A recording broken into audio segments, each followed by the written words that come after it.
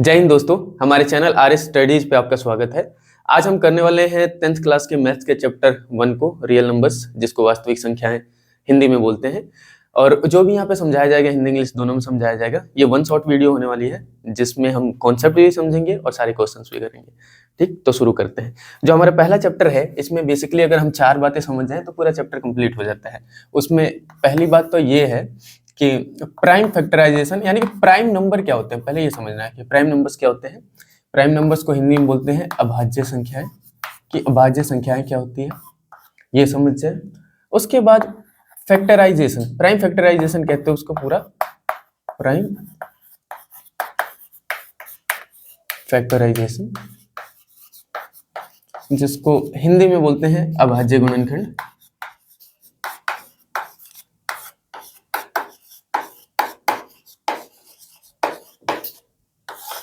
ठीक है। तीसरा, कोई भी दो नंबर ले लेते हैं हम, उसका एलसीएम और एचसीएफ निकालते हैं। कोई भी एक दो नंबर ले लिया, ठीक है, तो उस दो नंबर को हम मान लेते हैं ए और बी। जैसे हमने दो नंबर ले लिया 12 और 18, तो हम मान लेते हैं कि ये जो 18 है ये बी है और 12 जो है वो ए है। अगर इन दोनों नंबर्स का एलसीएम और एचसीएफ निकाला जाए तो इनका रिलेशन क्या होता है? इनका रिलेशन होता है एलसीएम और एचसीएफ को अगर हम मल्टीप्लाई कर दें या फिर इन दोनों नंबर्स को मल्टीप्लाई कर दें ए और बी को, तो ये दोनों आपस में बराबर आते हैं। मतलब इनके जो एलसीएम एचसीएफ होता है उनका मल्टीप्लिकेशन इन नंबर्स के मल्टीप्लिकेशन के बराबर होता है। तो तीसरी चीज ये है। और चौथी जो सबसे जरूरी कॉन्सेप्ट है इस पूरे चैप्टर का, वो ये है कि कैसे प्रूव किया जाए कि कोई एक नंबर जो है, कोई भी एक नंबर है वो इरेशनल है यानी कि अपरिमेय संख्या है। तो एक सिद्ध करने वाला आता है, सिद्ध कीजिए अंडर रूट के अंदर कोई भी एक नंबर दिया होगा x, यहां पे ले लेते हैं, एक अपरिमेय संख्या है,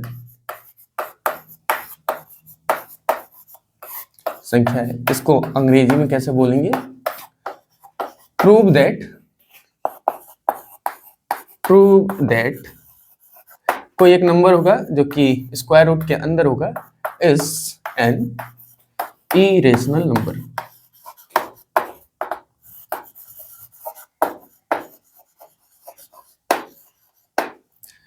ठीक है, तो पहले तो ये ओवरव्यू था कि हमें करना क्या है पूरे चैप्टर में। तो हमें 4 बातें समझनी है पूरे चैप्टर में, और इसको समझने के बाद ये एकदम क्लियर हो जाएगा। बोर्ड में इसका अच्छा रोल है। देखो, ये इस वाले कॉन्सेप्ट से ना, ये प्रूव दैट वाले से आजकल एक 3 नंबर का क्वेश्चन आ रहा है, ठीक है, और 3 मार्क का आ रहा है। एक इसमें से आता है, ऑप्शनल आता है, एक ही मार्क का आता है, और इन दोनों में से कोई एक आ भी सकता है और नहीं भी आ सकता है। तो 4 तो पक्के हैं कि इतने तो आने ही आने। वैसे 6 है इसका वेटेज, है ना, 6 मार्क का है ये पूरा चैप्टर। ठीक है, तो चलिए शुरू करते हैं। पहले कॉन्सेप्ट से शुरू करते हैं। देखो, जो नंबर्स है ना, उनको प्राइम और कॉम्पोजिट की कैटेगरी में हमने बांटा है, भाज्य और अभाज्य संख्याएं। और एक ऐसा नंबर है जो ना तो भाज्य होता है और ना ही अभाज्य होता है। अभी भाज्य संख्याएं क्या होती है, भाज्य संख्याएं क्या होती है, यानी प्राइम और कॉम्पोजिट क्या होता है, उसको देखते हैं ध्यान से। जो भी नंबर्स होते हैं ना, पहले मैं प्राइम की डेफिनेशन लिख देता हूं। मैं प्राइम यानी कि अभाज्य, डेफिनेशन तो क्या समझा देता हूं। कोई भी ऐसा नंबर जिसके 2 यूनिक फैक्टर हो, 2 यूनिक फैक्टर्स। अब इसको समझने का क्या मतलब है, इसको ठीक से समझो। यूनिक का क्या मतलब है? 2 गुणनखंड होने चाहिए और दोनों अलग अलग होने चाहिए, सेम नहीं होने चाहिए। पहले करते हैं, एक दो नंबर्स को देख लेते हैं। जैसे देखो, 1 है, 1 के फैक्टर की बात करें, एक जो है, तो एक का एक ही फैक्टर है, एक 1 जो है 1 से ही पूरी तरह से डिवाइड होगा, या फिर 1 को ब्रेक करोगे तो सिर्फ 1 1 में ही ब्रेक हो सकता है, 1 into 1 into 1 ऐसा लिख सकते हो। अगर 2 की बात करें तो 2 2 नंबर से डिवाइड होता है, एक भी हो गया और 2 भी हो गया, है ना। 2 1 से भी भाग होता है और 2 से भी भाग होता है पूरी तरह से। तो इसके 2 फैक्टर है, ध्यान देना, 2 फैक्टर है, दोनों अलग अलग है, 1 और 2 दोनों अलग अलग है ना। तो यूनिक भी हो गए और 2 ही है, 2 से ज्यादा नहीं और 2 से कम नहीं है। ऐसे ही जैसे 3 हो गया, 3 के भी कितने फैक्टर हैं? एक है और एक 3 है। 3 1 और 3 के अलावा किसी से डिवाइड नहीं होता, भाग नहीं होता। तो 3 के भी 2 फैक्टर हो गए और यूनिक है, दोनों अलग अलग है। ठीक है, क्लियर है। अब 4 की बात कर लेते हैं। देखो, 4 1 से भी भाग होता है, 2 से भी भाग होता है और 4 से भी भाग होता है। यहाँ बात समझ में आ रही है? 4 1 से भी डिवाइड हो जाता है, 2 से भी हो जाता है और 4 से भी हो जाता है। तो 4 के 3 फैक्टर हैं, यूनिक मतलब अलग अलग है पर 3 फैक्टर है ना, बात समझ में आ रहा है? 3 फैक्टर हो गए। तो अगर 2 से ज्यादा फैक्टर है या फिर 2 से कम फैक्टर है तो वो संख्या प्राइम नंबर नहीं होगी ना। प्राइम होने के लिए क्या होने चाहिए? 2 ही फैक्टर्स होने चाहिए। समझ में आ रहा है? अभाज्य संख्या कहते हैं। क्लियर है? तो 2 यूनिक फैक्टर्स जो लिखा था इसका ये मतलब है। अब जो संख्या भाज्य नहीं होगी वो क्या होगी? अभाज्य होगी। सॉरी, जो संख्या अभाज्य नहीं होगी वो भाज्य होगी, यानी कि जो प्राइम नहीं होगी वो कॉम्पोजिट होगी। ठीक है?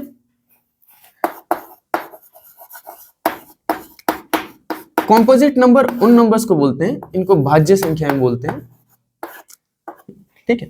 कॉम्पोजिट नंबर्स उन नंबर्स को बोलते हैं जिनके 2 से ज्यादा फैक्टर्स होते हैं, भाज्य संख्या। जैसे ये 4 हो गया ना, 4 के 2 से ज्यादा फैक्टर्स हो गए यहाँ पे। ठीक है? 5 की बात करेंगे, 5 की। 5 देखो या तो 1 से भाग होगा या 5 से ही भाग होगा, तो इसके 2 ही फैक्टर है, तो ये कैसा हो गया? प्राइम हो गया। अब 1 की बात करते हैं। देखो 1 जो है ना, इसका तो 1 ही है, फैक्टर ही 1 है, ना 2 है और ना ही 2 से ज्यादा है, तो ना ये भाज्य है और ना ही अभाज्य है, ना तो ये प्राइम है और ना ही कॉम्पोजिट है। ठीक है? इसको एक अलग कैटेगरी में रखा जाता है। ठीक है? जिसे बोलते हैं नॉर प्राइम नीदर कॉम्पोजिट। ठीक है? दोनों में से कुछ भी नहीं है। क्लियर है? तो यहां तक बात समझ में आ गई होगा आपको। पहला कॉन्सेप्ट प्राइम का मतलब क्या होता है, ये बात समझ में आ गई। ठीक है? अब बात करते हैं प्राइम फैक्टराइजेशन की। दूसरे कॉन्सेप्ट, ये पहला तो हो गया, अब दूसरे की बात करते हैं। देखो फैक्टर करते हैं हम, कोई भी नंबर होता है उसके फैक्टर करते हैं। फैक्टर कैसे करते हैं? जैसे आपने किया होगा, बचपन में भी किया होगा। जैसे 12 है, अब 12 के फैक्टर करने होते हैं। ठीक है? एलसीएम की फॉर्म में। क्लियर है? अब देखो होता क्या है, हमें इसके छोटे छोटे फैक्टर करने होते हैं, पर जितने भी नंबर्स हम लेके चलेंगे वो सारे के सारे प्राइम होने चाहिए। जैसे 12 जो है, 12 6 से भी डिवाइड हो जाता है, 3 से भी डिवाइड हो जाता है, 12 से भी डिवाइड हो जाता है, पर ऐसे हम नहीं चलेंगे। फैक्टराइजेशन करते हैं तो कैसे करते हैं? हम देखते हैं कि प्राइम नंबर्स और छोटे नंबर से चलते हैं। प्राइम नंबर्स कौन कौन से होते हैं? 2 3 5 7 11 ऐसे चलते जाते हैं ना प्राइम नंबर्स। तो किसी नंबर का फैक्टर करने के लिए हम देखते हैं सबसे पहले छोटे से छोटा प्राइम नंबर कौन सा होगा, सबसे छोटा। अभाज्य संख्या कौन सी है? 2। क्या ये 2 से डिवाइड हो जाएगी? 2 से भाग हो जाएगी? अगर हो जाएगी तो यहाँ पे लिख देते हैं इसको ऐसे साइड में 2। ठीक है? और इससे डिवाइड कर दिया, कितनी बार में होगी? 6 टाइम में, तो 6 लिख दिया नीचे। अब नीचे वाले नंबर को भी ट्राई करेंगे, सबसे पहले इस प्राइम नंबर से डिवाइड कर सके, वो है 2। 2 से डिवाइड हो जाएगी 3 टाइम में, तो 3 लिख दिया नीचे। अब फिर इसको भी हम ट्राई करेंगे, पहले 2 से डिवाइड हो जाए, ये होने वाला नहीं है तो इसे छोड़ के दूसरे प्राइम की ओर देखेंगे। जैसे 3 है तो ये 3 से डिवाइड हो जाएगा, तो 3 से डिवाइड करके यहाँ पे हम लिख देंगे। क्लियर है? ये बात समझ में आ रही होगी। मतलब आसान काम है, आपने बचपन से भी किया होगा, ये तो बस एक फॉर्मेलिटी के तौर पे मैं समझा रहा हूँ, ये सब तो आपको पता होगा। ठीक है? तो अब दूसरी बात भी समझ में आ गई, तो क्वेश्चंस करते हैं। पहले कुछ क्वेश्चंस कर लेते हैं और उसके साथ साथ एलसीएम एचसीएफ वाला भी कर लेते हैं ना, लगे हाथ। एलसीएम एचसीएफ वाला ये फैक्टराइजेशन से ही होता है। तो कुछ क्वेश्चन करते हैं। एक्सरसाइज 1.1 के सारे क्वेश्चन इन तीनों के ऊपर जो है बेस्ड है, तो इनका यूज करके हम सारे क्वेश्चंस कर लेते हैं। शुरू करते हैं पहले एक्सरसाइज 1.1 को। तो एक्सरसाइज 1.1 जो पहली प्रश्नावली है 1.1, उसके पहले क्वेश्चन के पहले और सेकंड पार्ट को देखते हैं। एक बार आप क्वेश्चन देख लो, हिंदी और इंग्लिश में दोनों। ठीक है? चलो अब देखते हैं, क्वेश्चन करते हैं। सिंपल क्वेश्चन ये था कि ये जो दोनों नंबर्स हैं, पहला पार्ट ये है, दूसरा पार्ट ये है, इनका फैक्टर करना है, प्राइम फैक्टराइजेशन करना है। क्लियर है? और उसको एक्सप्रेस करना है उनके प्रोडक्ट के फॉर्म में। तो चलो फैक्टर करना शुरू करते हैं। देखो 140 है हमारा, है ना, 140। सबसे पहले ये निशान लगा लो। हमें पता है प्राइम नंबर्स 2 3 5 7 ऐसे चल रहे हैं, तो सबसे छोटा प्राइम नंबर क्या है? 2। ट्राई करेंगे, देखने की कोशिश करेंगे कि क्या ये जो पूरा का पूरा नंबर है 2 से डिवाइड हो जाएगा। अब 2 से कोई नंबर कब डिवाइड होगा? जब इस पूरे नंबर की यूनिट डिजिट 2 से तब भाग होगा जब लास्ट इकाई अंक को देखो। ये क्या है? 0 है।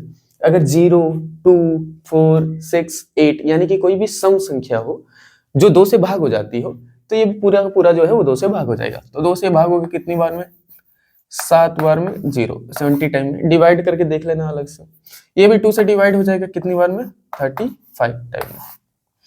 अब ये 35 तो 2 से डिवाइड होना नहीं ना, 2 से भाग होगा नहीं, तो हम क्या करेंगे? अब 2 के बाद कौन सा है प्राइम नंबर? 3 है, 3 है, उससे चेक करेंगे, उससे भी ये नहीं होने वाला है। ठीक है? तो किस उसके बाद क्या है? 5 है, 5 से चेक करेंगे, 5 से हो जाएगा 7 टाइम में। और फिर ये तो 7 से ही होगा 1 टाइम में। ठीक है? तो इसको कैसे एक्सप्रेस किया जाता है? जो 140 है वो होगा 2 × 2, यानी 2 की पावर 2 ऐसे कर दो। दो बार है ना, तो ऐसे 2 की power 2 into 5 into 7 into 5 into 7 into 1, इसके सारे फैक्टर्स ये निकल के आएंगे। ठीक है, दूसरे पार्ट को देखते हैं 156। इसको भी देखो, ये 2 से भाग हो जाएगा क्योंकि लास्ट में है 6, है ना। ऐसे ना समझ में आया तो साइड में ऐसे 2 लिखो, और ये जो 1 5 6 है इसको ऐसे भाग करके देखो, 2 7 14 ऐसे जाएगा, 1 2 8 16, समझ में आ रहा है। अब यहाँ पे अगर कोई रिमाइंडर नहीं बचा, कोई शेषफल नहीं बचा तो भाग हो गया, और बचा है तो भाग नहीं हुआ, डिवाइड नहीं हुआ पूरी तरह से ना। अब कितनी बार में हुआ, ऊपर लिखा होगा 78, फिर ऐसे लिख दो। क्लियर है। इसको भी देखो, लास्ट में 8 है तो 2 से डिवाइड हो जाएगा, है 2 3 जा 6, 2 9 जा 18, इसको देखो। ठीक है, अब उसके बाद क्या है, लास्ट में आ गया है 9। ठीक है, यानी सम संख्या नहीं है तो 2 से तो भाग नहीं होगा। और 2 के बाद किसकी बारी है, 3 की। चेक कैसे करते हैं, कोई नंबर 3 से डिवाइड हो जाएगा कि नहीं। इन नंबर्स को ऐड करके देखो, जैसे 9 है और ये 3 है, इन दोनों को ऐड करो, 9 और 3 12, 12 अगर 3 के पहाड़े में आता है तो ये पूरा का पूरा 3 से भाग हो जाएगा, है ना। तो हो जाएगा 12 अगर 3 से भाग हो जाएगा। ठीक है, तो ये 3 के पहाड़े में 12 आता है ना, कैसे होगा, 3 1 जा 3, 3 3 जा 9। अब उसके बाद ये 13 बचा, 13 एक प्राइम संख्या है ना, बात समझ में आ रहा है, प्राइम नंबर है जो है अभाज्य संख्या, तो किसी और के टेबल में तो आएगा नहीं, तो ये 13 के ही टेबल में आएगा, तो ऐसा लिखते हैं हमने। ठीक है, अब इसे कैसे एक्सप्रेस करना है, 156 बराबर होगा किसके, 2 कितनी बार है, 2 बार है, 2 की पावर 2 गुना में 3 कितनी बार, 1 बार है, 13 1 बार है, गुना में 1, ऐसे करके। क्लियर है, इसको नोट करो, फिर 2 पार्ट्स और करते हैं। अब इसके थर्ड पार्ट को और फोर्थ पार्ट को देखते हैं। थर्ड पार्ट में है 3825, चलो यहाँ लिख लेते हैं 3825। ठीक है, देखो 2 से तो ये डिवाइड होना नहीं है ना, क्योंकि लास्ट में 5 जो कि एक ऑड नंबर है, तो ये 2 से तो नहीं होगा। ठीक है, तो 2 के बाद 3 से चेक कर सकते हैं। 3 से कैसे चेक करेंगे, इनको जोड़ेंगे, जोड़ के देखेंगे। 5 और 2 7, 7 हो गया, 7 3 10 और 8 18, 18 हो रहा है, 18 हो रहा है, 18 3 के पहाड़े में आता है, इसका मतलब ये पूरी की पूरी संख्या 3 से भाग हो जाएगी। साइड में आप डिवाइड करके देख लेना, अगर आप 3 से इसे डिवाइड करोगे तो क्या आएगा, 3 1 जा 3, 3 2 जा 6, 3 7 जा 21 और 3 5 जा 15, 3 7 जा 21, 3 5 जा 15, ऐसे करके डिवाइड हो जाएगा। अब क्या ये दोबारा से ये जो संख्या आई है 1275, ये भी डिवाइड हो जाएगी 3 से, चेक करके देखते हैं कैसे। 7 और 5 12, 12 2 14 और 1 15, 15 आ रहा है ना, और 15 भी आता है 3 की टेबल में, तो इसका मतलब ये भी 3 से डिवाइड हो जाएगा। अब साइड में डिवाइड करके देख लेना, समझ में आया तो यहाँ पे, है ना। तो 3 4 जा 12, 3 2 जा 6, 3 5 जा 50, ये हो गया। अब ये वाली संख्या, ये जो नंबर है, क्या ये भी 3 से भाग हो जाएगा, कैसे पता चलेगा, 5 और 2 7, 7 और 4 11, 11, ये तो नहीं आता 3 की टेबल में, तो ये डिवाइड नहीं होने वाला, भाग नहीं होने वाला। अब 3 के बाद जो प्राइम नंबर आता है कौन सा था, 5 5। 5 से कौन कौन से नंबर डिवाइड हो जाएंगे, 5 से कौन कौन से नंबर डिवाइड हो जाएंगे, वो सारे नंबर जिनके लास्ट में 0 हो या फिर 5 हो, 5 हो। अब 0 होता है तो हम 2 से डिवाइड करते हैं, तो वो तो फिर रहना ही नहीं है, यानी 5 होना चाहिए लास्ट में, तो 5 से भाग होगा, नहीं तो नहीं होगा। 5 है इसके लास्ट में तो ये 5 से भाग हो जाएगा, तो 5 से कर देते हैं इसे, 5 से डिवाइड कर देते हैं, 5 8 40 और 5 पंजे 25, ये निकल गया।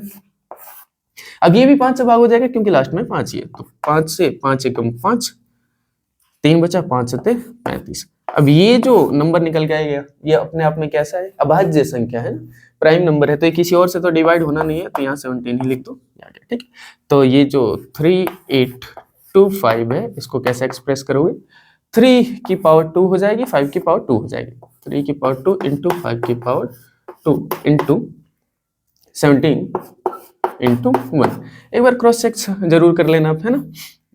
क्लियर। अब यहाँ पे देखते हैं इसका क्या होगा। देखो जरा, इसको भी लिख लेते हैं 5005। 2 से तो ये डिवाइड होना नहीं है ना, 2 से भाग तो होगा नहीं। क्यों नहीं होगा, रीजन क्या भाई, लास्ट में कोई विषम संख्या, सॉरी सम संख्या नहीं है ना, इवन नंबर नहीं है। और 3 से ये नहीं होगा क्योंकि 5 और 5 जोड़ोगे तो 10 आ रहा है ना, 5 और 5 10, 10 3 की टेबल में नहीं आता, तो 3 से भी ये नहीं होगा। अब 5 की बात करते हैं, 5 से करते हैं, 5 से भाग हो जाएगा क्योंकि इसके लास्ट में क्या है, 5 है, तो 5 से ही करके देख लेते हैं। 5 एकम 5 00, 5 एकम 5। अब जो संख्या आई है, जो नंबर आया है, ये 5 से भी डिवाइड नहीं होगा। और ध्यान देना, इस नंबर को हम 2 और 3 से चेक कर चुके हैं, नहीं डिवाइड हुआ था, तो बाद में तो होने का कोई मतलब है नहीं, यानी पीछे तो जा नहीं सकते। ये वाला नंबर अब 5 से डिवाइड हो चुका है, 5 से ही होना नहीं है, 5 के बाद किससे चेक करेंगे, 7 से चेक करेंगे। 7 से चेक करने का तरीका क्या है, डिवाइड करके ही देखना पड़ेगा, दूसरा कोई तरीका है नहीं। तो इसको 7 से डिवाइड करके देखो, 7 ये रहा, डिवाइड करके देखो 1001। ठीक है, स्टेप बाय स्टेप आराम से करा रहा हूं, आपको भी ऐसे ही करना है प्रैक्टिस। 7 1 जा 7, 3 बचा, यहाँ से 0 आएगा नीचे, 7 4 जा 28, यहाँ 2 बचा, यहाँ से 1 आया, 7 3 जा 21। ठीक है, देखो यहाँ पे रिमाइंडर 0 बचा है ना, तो ये प्रॉपर कैंसिल हो गया, इसका मतलब डिवाइड हो गया। किससे हो गया, 7 से। कितनी बार में, 1 4 और 3, इतने टाइम में डिवाइड हो गया।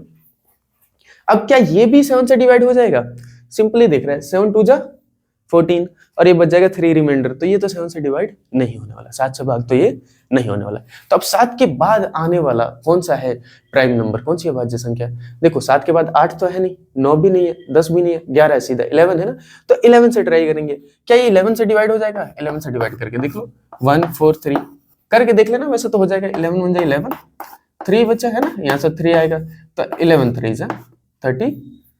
ठीक है, तो ये देखोगे डिवाइड हो गया ना, 33, क्योंकि रिमाइंडर बचा 0, कितनी बार में, 13 बार में, 13 बार में। तो ये 11 से डिवाइड हुआ कितनी बार में, 13 में, और 13 अपने आप में एक प्राइम नंबर है, तो किसी और टेबल में तो आना नहीं, तो ये 13 से ही डिवाइड होगा वन टाइम में। तो इसको कैसे लिखेंगे, ये 5005 जो था वो किसके इक्वल हो रहा है, 5 × 7 × 11 × 13, 5 × 7 × 11 × 13 × 1। ठीक है ना, कोई भी एक नंबर एक से ज्यादा बार आता है तो हम ऐसे पावर लगा के एक साथ लिख सकते हैं। वैसे चाहो तो तुम इसे 3 × 3 2 टाइम्स भी लिख सकते थे, 5 × 5 2 टाइम्स भी लिख सकते थे, पर थोड़ा सा शॉर्टकट में लिखने का एक तरीका है और इसका काम भी आता है। ठीक, तो अब ये पार्ट भी हो गया, इसका नेक्स्ट पार्ट देखते हैं। अब क्वेश्चन नंबर 1 के लास्ट पार्ट को देखते हैं, ये थोड़ा सा मुश्किल है, जो अब तक किए थे हमने उससे मुश्किल है। देखो जरा, हमारे पास जो है नंबर है 7429। ठीक है, इसको फैक्टराइज करना है। ठीक है, इसके लास्ट में देखो जरा आप, 9 है तो ये 2 से तो डिवाइड नहीं होगा, 5 से भी नहीं होना, और ये 3 से नहीं होगा। क्यों कह रहा हूँ, पहले चेक करो। देखो 3 से कैसे चेक करते हैं, इनको ऐड करके देखते हैं। तो 9 2 11 4 15 और 7 22 हो रहा है, 22 आ रहा है, तो 22 3 की टेबल में नहीं आता, इसलिए 3 से डिवाइड नहीं होगा। उसके बाद हम चेक करेंगे, 5 से तो हो नहीं सकता, 7 से करके देखना पड़ेगा। इसके आगे जितने नंबर है ना उनसे डिवाइड करके देखना पड़ेगा। तो देखो 7 से आप डिवाइड करके देखोगे, उससे भी नहीं होगा। ठीक है, 11 से करके देखोगे, उससे भी नहीं होगा। 13 से करके देखोगे, उससे भी नहीं होगा। ठीक है, उसके बाद 17 से करके देखोगे तो हो जाएगा क्या, देखते हैं, चेक करते हैं। 7429। ठीक है, 17 से हो जाएगा, ये देख तो रहा है, हो जाना चाहिए ना। देखो 17 चौक 68, 6 बचा, 17 3 51, तो 1 1 9 बचा ना ऊपर से, 17 7 119। ठीक है, तो यहाँ देखोगे ना, रिमाइंडर 0 बचा, इसका मतलब डिवाइड हो गया, तो 17 से डिवाइड हो गया। कितनी बार में हो गया है, कितने टाइम में, 437। अब ये जो अगला नंबर आया ना, ये 17 से डिवाइड हो सकता है, और इससे ना हो तो इससे आगे ही बढ़ सकते हो, इससे पीछे वाले किसी नंबर से डिवाइड होगा नहीं है। ठीक है, चलो चेक करते हैं 437 को। इसको भी अगर आप देखोगे ना 437, तो ये 17 से डिवाइड नहीं होगा, करके देख लो। ठीक है, अगर आप डायरेक्ट डिवाइड करना जानते हो ना माइंड में, तो आपको पता चल जाएगा कि कैसा ही नहीं होने वाला है। तो 17 के बाद जो अगला नंबर आता है प्राइम नंबर, वो होता है 19 19 अभाज्य संख्या। इससे डिवाइड करके देखो तो 2 बार में ना 38 38, ये 5 बच गया, 19 दिया 57। ठीक, तो ये हो गया, डिवाइड हो गया, 19 से डिवाइड हो गया। कितनी बार में हो गया, 23 टाइम्स में।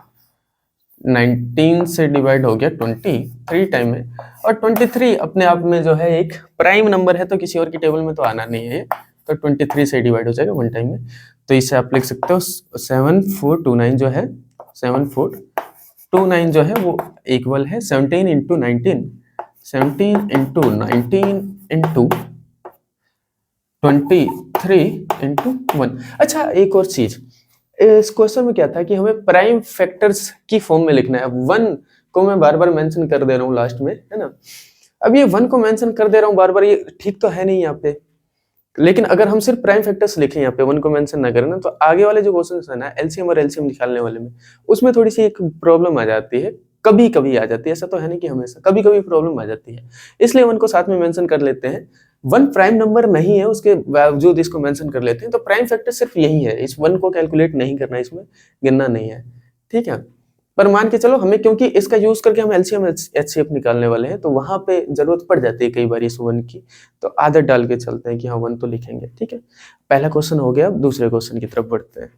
अब इसके सेकंड क्वेश्चन को देखते हैं। सेकंड क्वेश्चन जो है एक बार आप देख लो, ये हम इनमें 2 नंबर्स दिए हुए हैं और नंबर्स का हमें क्या करना है, प्राइम फैक्टराइजेशन करना है, उनका एलसीएम और एचसीएफ निकालना है और वेरीफाई करना है कि एलसीएम और एचसीएफ जो है उनका मल्टीप्लिकेशन इन दोनों नंबरों के मल्टीप्लिकेशन के बराबर आएगा, ठीक है। तो सबसे पहले क्या करते हैं, हम फैक्टराइजेशन करना इसका शुरू करते हैं, फैक्टर करना शुरू करते हैं। पहला नंबर है हमारा 26, इसके फैक्टर करते हैं, 2 से डिवाइड करेंगे क्योंकि लास्ट में 6 है तो 2 से डिवाइड हो जाएगा 13 टाइम में, और फिर ये 13 से डिवाइड होगा 1 टाइम में, ठीक है ना। तो इसके फैक्टर क्या बने हमारे 2 × 13 × 1, ठीक है। ऐसे ही 91 को करते हैं,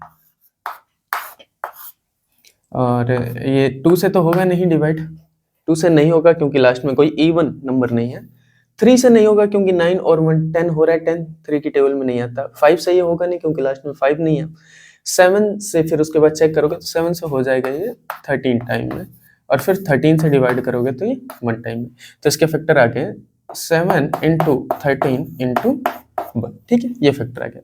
अब एचसीएफ क्या होता है इनमें, एचसीएफ होता है हाईएस्ट कॉमन फैक्टर, ठीक है। इन दोनों में से कॉमन जो फैक्टर्स हैं उनको देखो, 13 और 13 ये कॉमन है ना, इसको लिख दिया हमने, ये होता है एचसीएफ। एलसीएम क्या है, एलसीएम जो होता है वो इन एचसीएफ को लिख दो, यानी सबसे पहले पेयरिंग देखना है, इन दोनों में एक पेयर आ गया ना, इस पेयर वाली को तो एक बार लिख दो, ऐसे लिख दिया, ये 13 2 टाइम नहीं होगा क्योंकि पेयर है, सेम नंबर है, और इसके अलावा जो नंबर्स बच गए उनको भी लिख दो, जैसे 2 हो गया इसमें बचा था, ठीक है, और 7 इसमें बच गया था। 1 को साथ में लिख भी सकते हो, नहीं भी लिख सकते, वो तुम्हारी अपनी मर्जी, ठीक है। तो ये वाली चीज क्या हो जाएगी, हमारा एलसीएम निकल के आ जाएगा 13 दूनी 26, और 26 को 7 से गुना करोगे 7 से 42, और 7 दूनी 14 और 4 16 162, ठीक है। तो एलसीएम आ गया 162 और एचसीएफ आ गया हमारा कितना 13। अब हमें वेरीफाई करना है कि एलसीएम इनटू एचसीएफ जो है वो किसके बराबर है, इन दोनों नंबरों के मल्टीप्लिकेशन के बराबर है, जिनको मैं ए और बी मान के चल रहा था पहले, तो हम लेट कर लेते हैं कि ए इंटू बी के इक्वल है ना, हम इसको ए मान लेते हैं, इसको ए, और ये वाला जो है ये बी है, किसी को ए बी या एक्स वाई कुछ भी मान लेना अपने, ठीक है।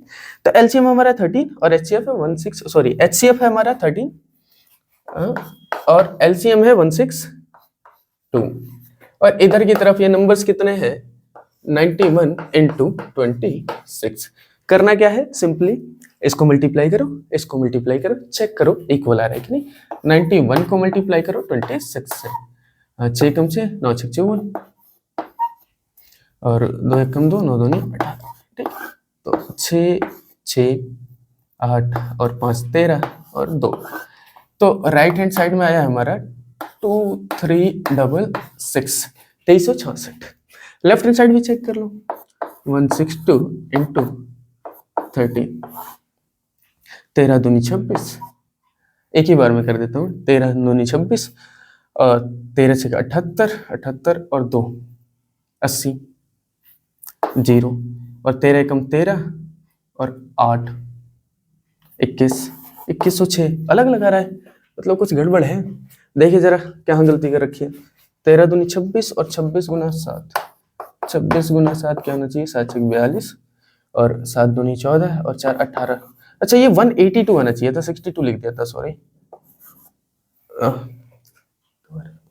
182 आना चाहिए था, तो इसको थोड़ा सुधार लेते हैं ना, यहाँ पे 182 लिख देते हैं, यहाँ पे भी लिख देते हैं 82, ठीक है। फिर देखते हैं क्या होता है,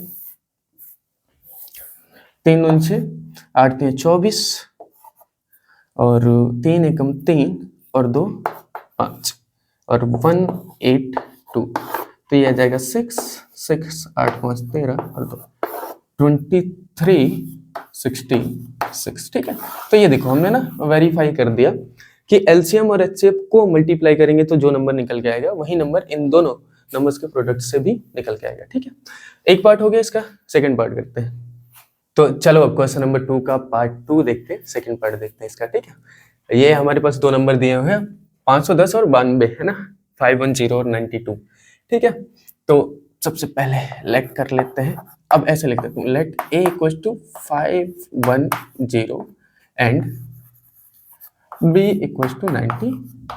ठीक, अब हम फैक्टर करते हैं 510 का 510 का। ठीक है, सबसे पहले क्या है, 2 से डिवाइड हो जाएगा, 2 से डिवाइड हो जाएगा क्योंकि लास्ट में 0 है ना, तो इवन नंबर बना है, 10 है ऐसा समझ लो। तो 5 2 दूनी 4 होना चाहिए। ठीक है, 2 दूनी 4, उसके बाद एक बचा, 1 2 पंजे 10 और 2 पंजे 10, 255 टाइम्स में ना डिवाइड हो गया। उसके बाद अब चेक करते हैं क्या ये 2 से डिवाइड होगा। देखो 2 से तो ये भाग नहीं होने वाला, 2 से तो 2 के बाद 3 से चेक करना है। 3 से कैसे चेक करेंगे, इनको जोड़ के ऐड करके ना, 5 और 5 10 और 2 12 12 12 12 12 3 की टेबल में आता है, इसका मतलब ये भी 3 से डिवाइड हो जाएगा, 3 से भाग हो जाएगा। तो 3 से भाग हो जाएगा। आप साइड में करके देख लेना अगर कंफ्यूजन हो तो। 3 3 8 24, 3 पंजे 15, इतनी बार में है ना।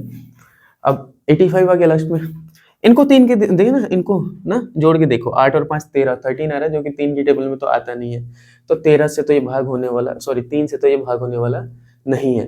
अब 3 के बाद किसकी बारी आएगी, 5 की है ना, 5 है अगला प्राइम नंबर, 5 से हो जाएगा ये क्योंकि लास्ट में 5 है। तो 5 से 5 एकम 5, ठीक है, और 5 7 35 यानी 17 बार में हो जाएगा, 17 टाइम में। और 17 क्योंकि अपने आप में एक प्राइम नंबर है, एक भाज्य संख्या है, तो किसी और से डिवाइड तो होगा नहीं, तो इस 17 से ही हो जाएगा 1 टाइम में।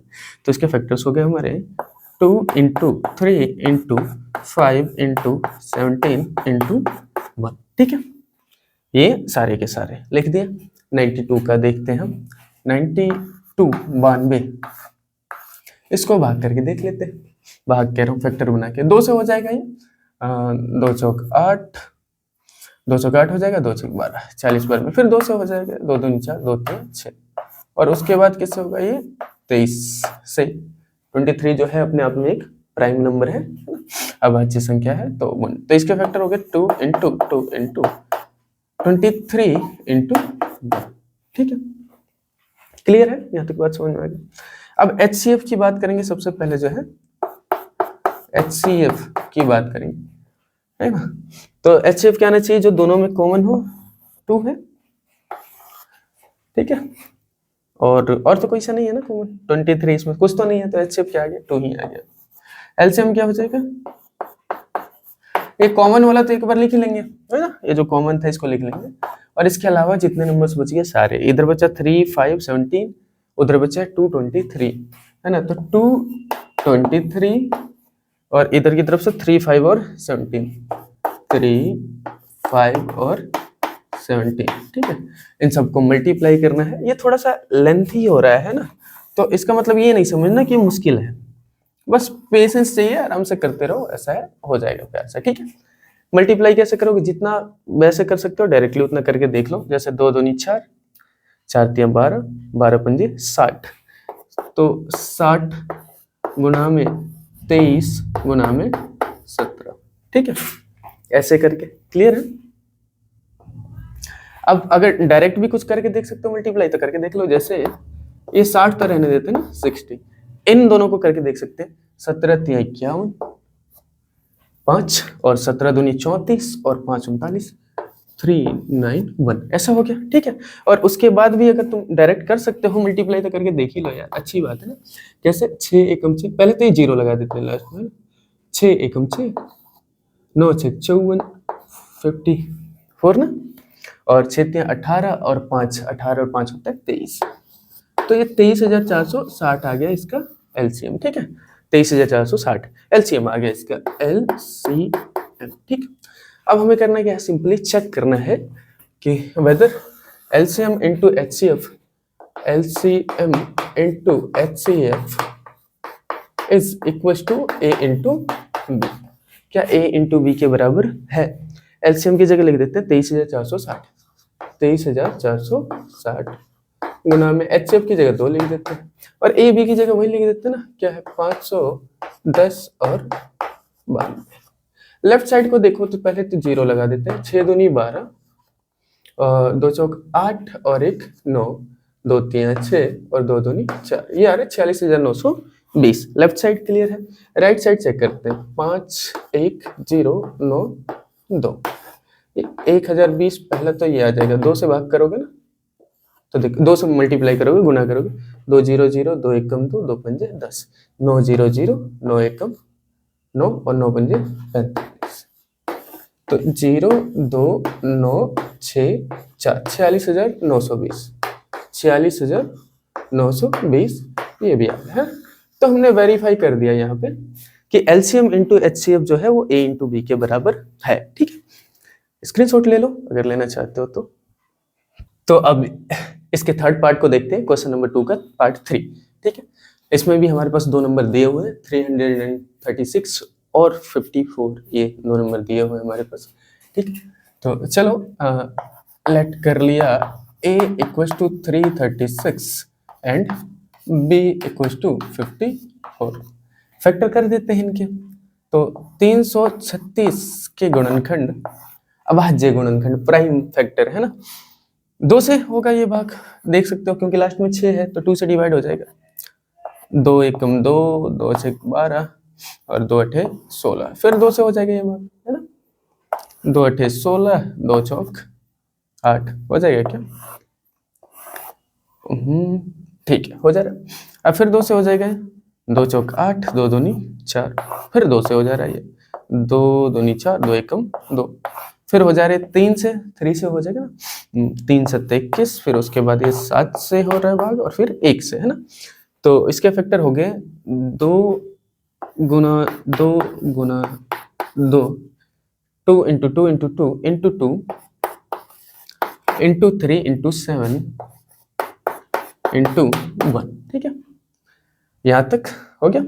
अब इसको चेक करते हैं 54 का। 54 है, इसके फैक्टर कर दें जरा। देखो 2 से तो ये भाग हो जाएगा क्योंकि लास्ट में है 4 प्राइम नंबर, तो 2 से 2 दूनी 4, 2 7 14, फिर अब ये 2 से तो होगा नहीं, 3 से होगा भाग, 9 बार में 3 में 27, फिर ये 3 से भाग हो जाएगा 3 बार में और फिर 3 से हो जाएगा ये 1 बार में। तो इसके फैक्टर्स देखोगे तो ये हो गया 2 गुना में 3 गुना में 3 गुना में 3 बार, है ना, 3 गुना में 1। अब बात करते हैं सबसे पहले एचसीएफ की। तो एचसीएफ क्या निकल के आएगा, जो इन दोनों में कॉमन फैक्टर्स होंगे ना। तो कॉमन क्या है, देखो जरा, एक 2 है और एक 3 है, और कुछ है क्या कॉमन? अब इसमें 2 ही 2 है और इसमें 3 3 है, अलग अलग है। तो एचसीएफ हो गया 2 इंटू 3, यानी कि एचसीएफ जो है हमारा निकल के आ गया 6। अब बात करते हैं एलसीएम की। तो एलसीएम क्या होगा, ये 6 तो होगा ही ना, एचसीएफ तो होगा, ये दोनों कॉमन वाले तो होंगे ही ना। इनके अलावा जितने नंबर हैं उन सबको लिख देते हैं। तो 2 2 2 3 बार 2 है, 2 बार 3 है और 1 बार 7 है। तो 6 गुना में 2 2 2, 3 बार 2 हो गया, है ना, 3 बार 2 हो गया, 1 बार 7 है और 2 बार 3 है, 1 बार 7 है और 2 बार 3 है। ठीक है, तो इसको देख लेते हैं। एलसीएम जो है हमारा कितना हो रहा है, 2 दूनी 4, 4 दूनी 8, ठीक है, 8 से 48, इसको 48 यहाँ तक लिख दिया, और 3 3 9 7 63 63। अब 63 इंटू 48 कर देते हैं एक बार, कितना आता है चेक करते हैं। 8 3 24, 8 से 48 और 2 50, है ना, यही होता है। 4 3 12 और 6 चौक 24 और 1 25, यही होता है क्या?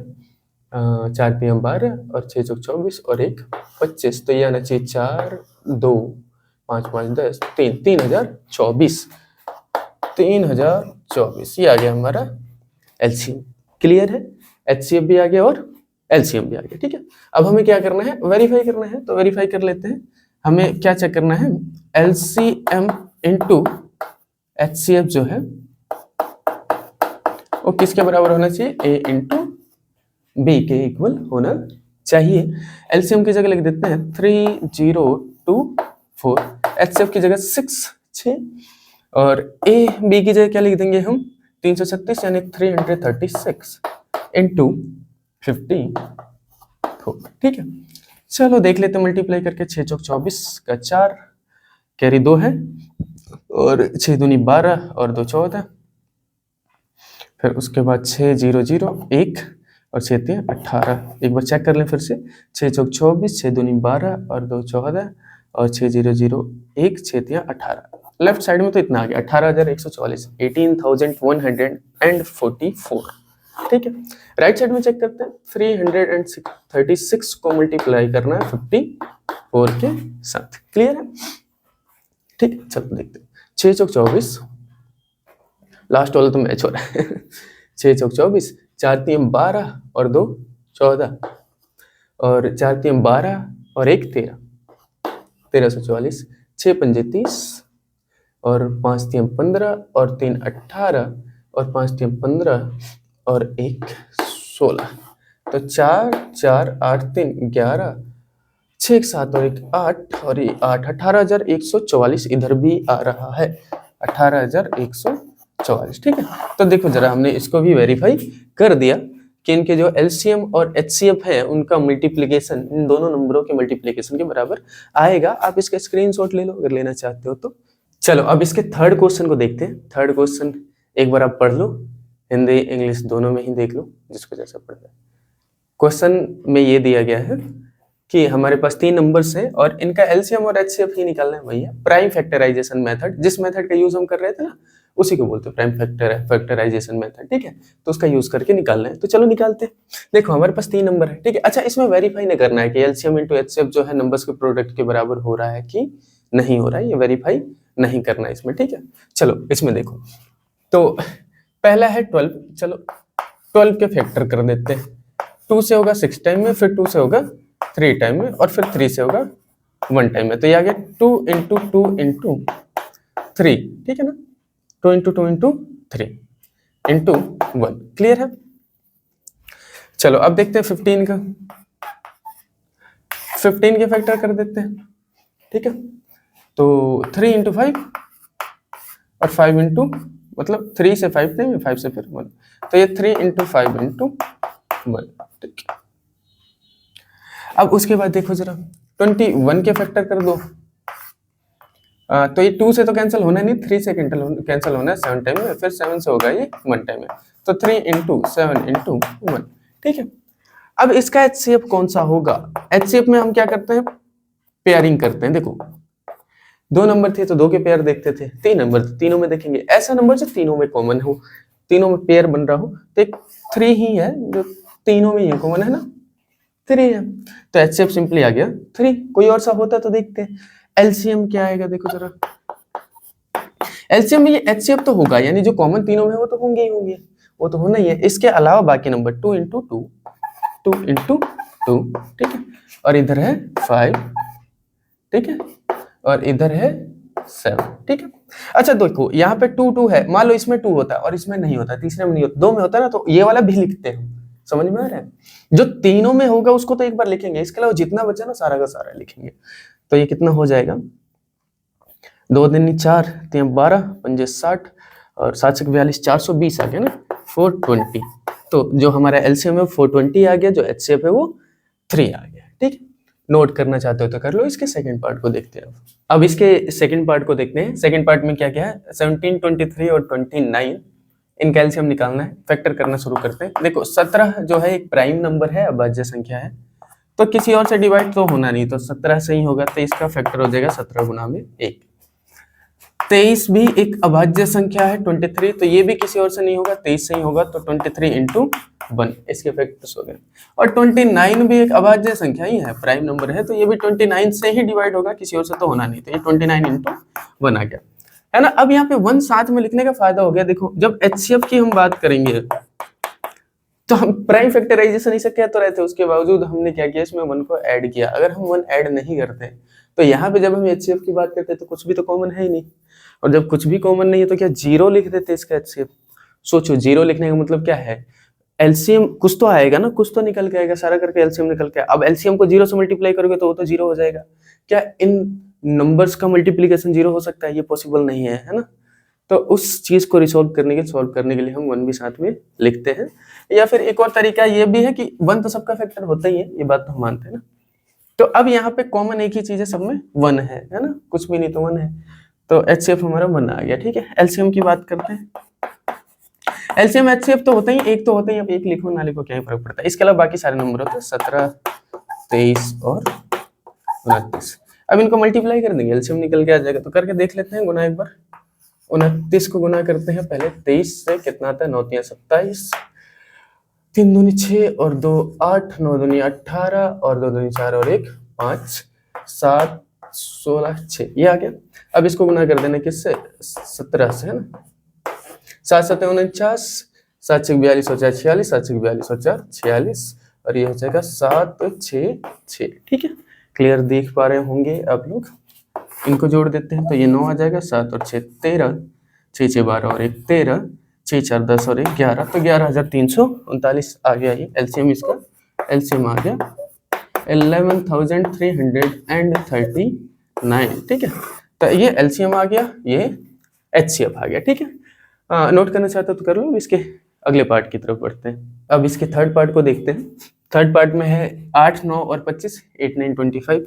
तो 8 के फैक्टर कर देते हैं, पहले 2 से जाएगा 4 बार में, फिर 2 से जाएगा 2 बार में, फिर 2 से 1 बार में, तो 2 गुना 2 गुना 2 गुना 1।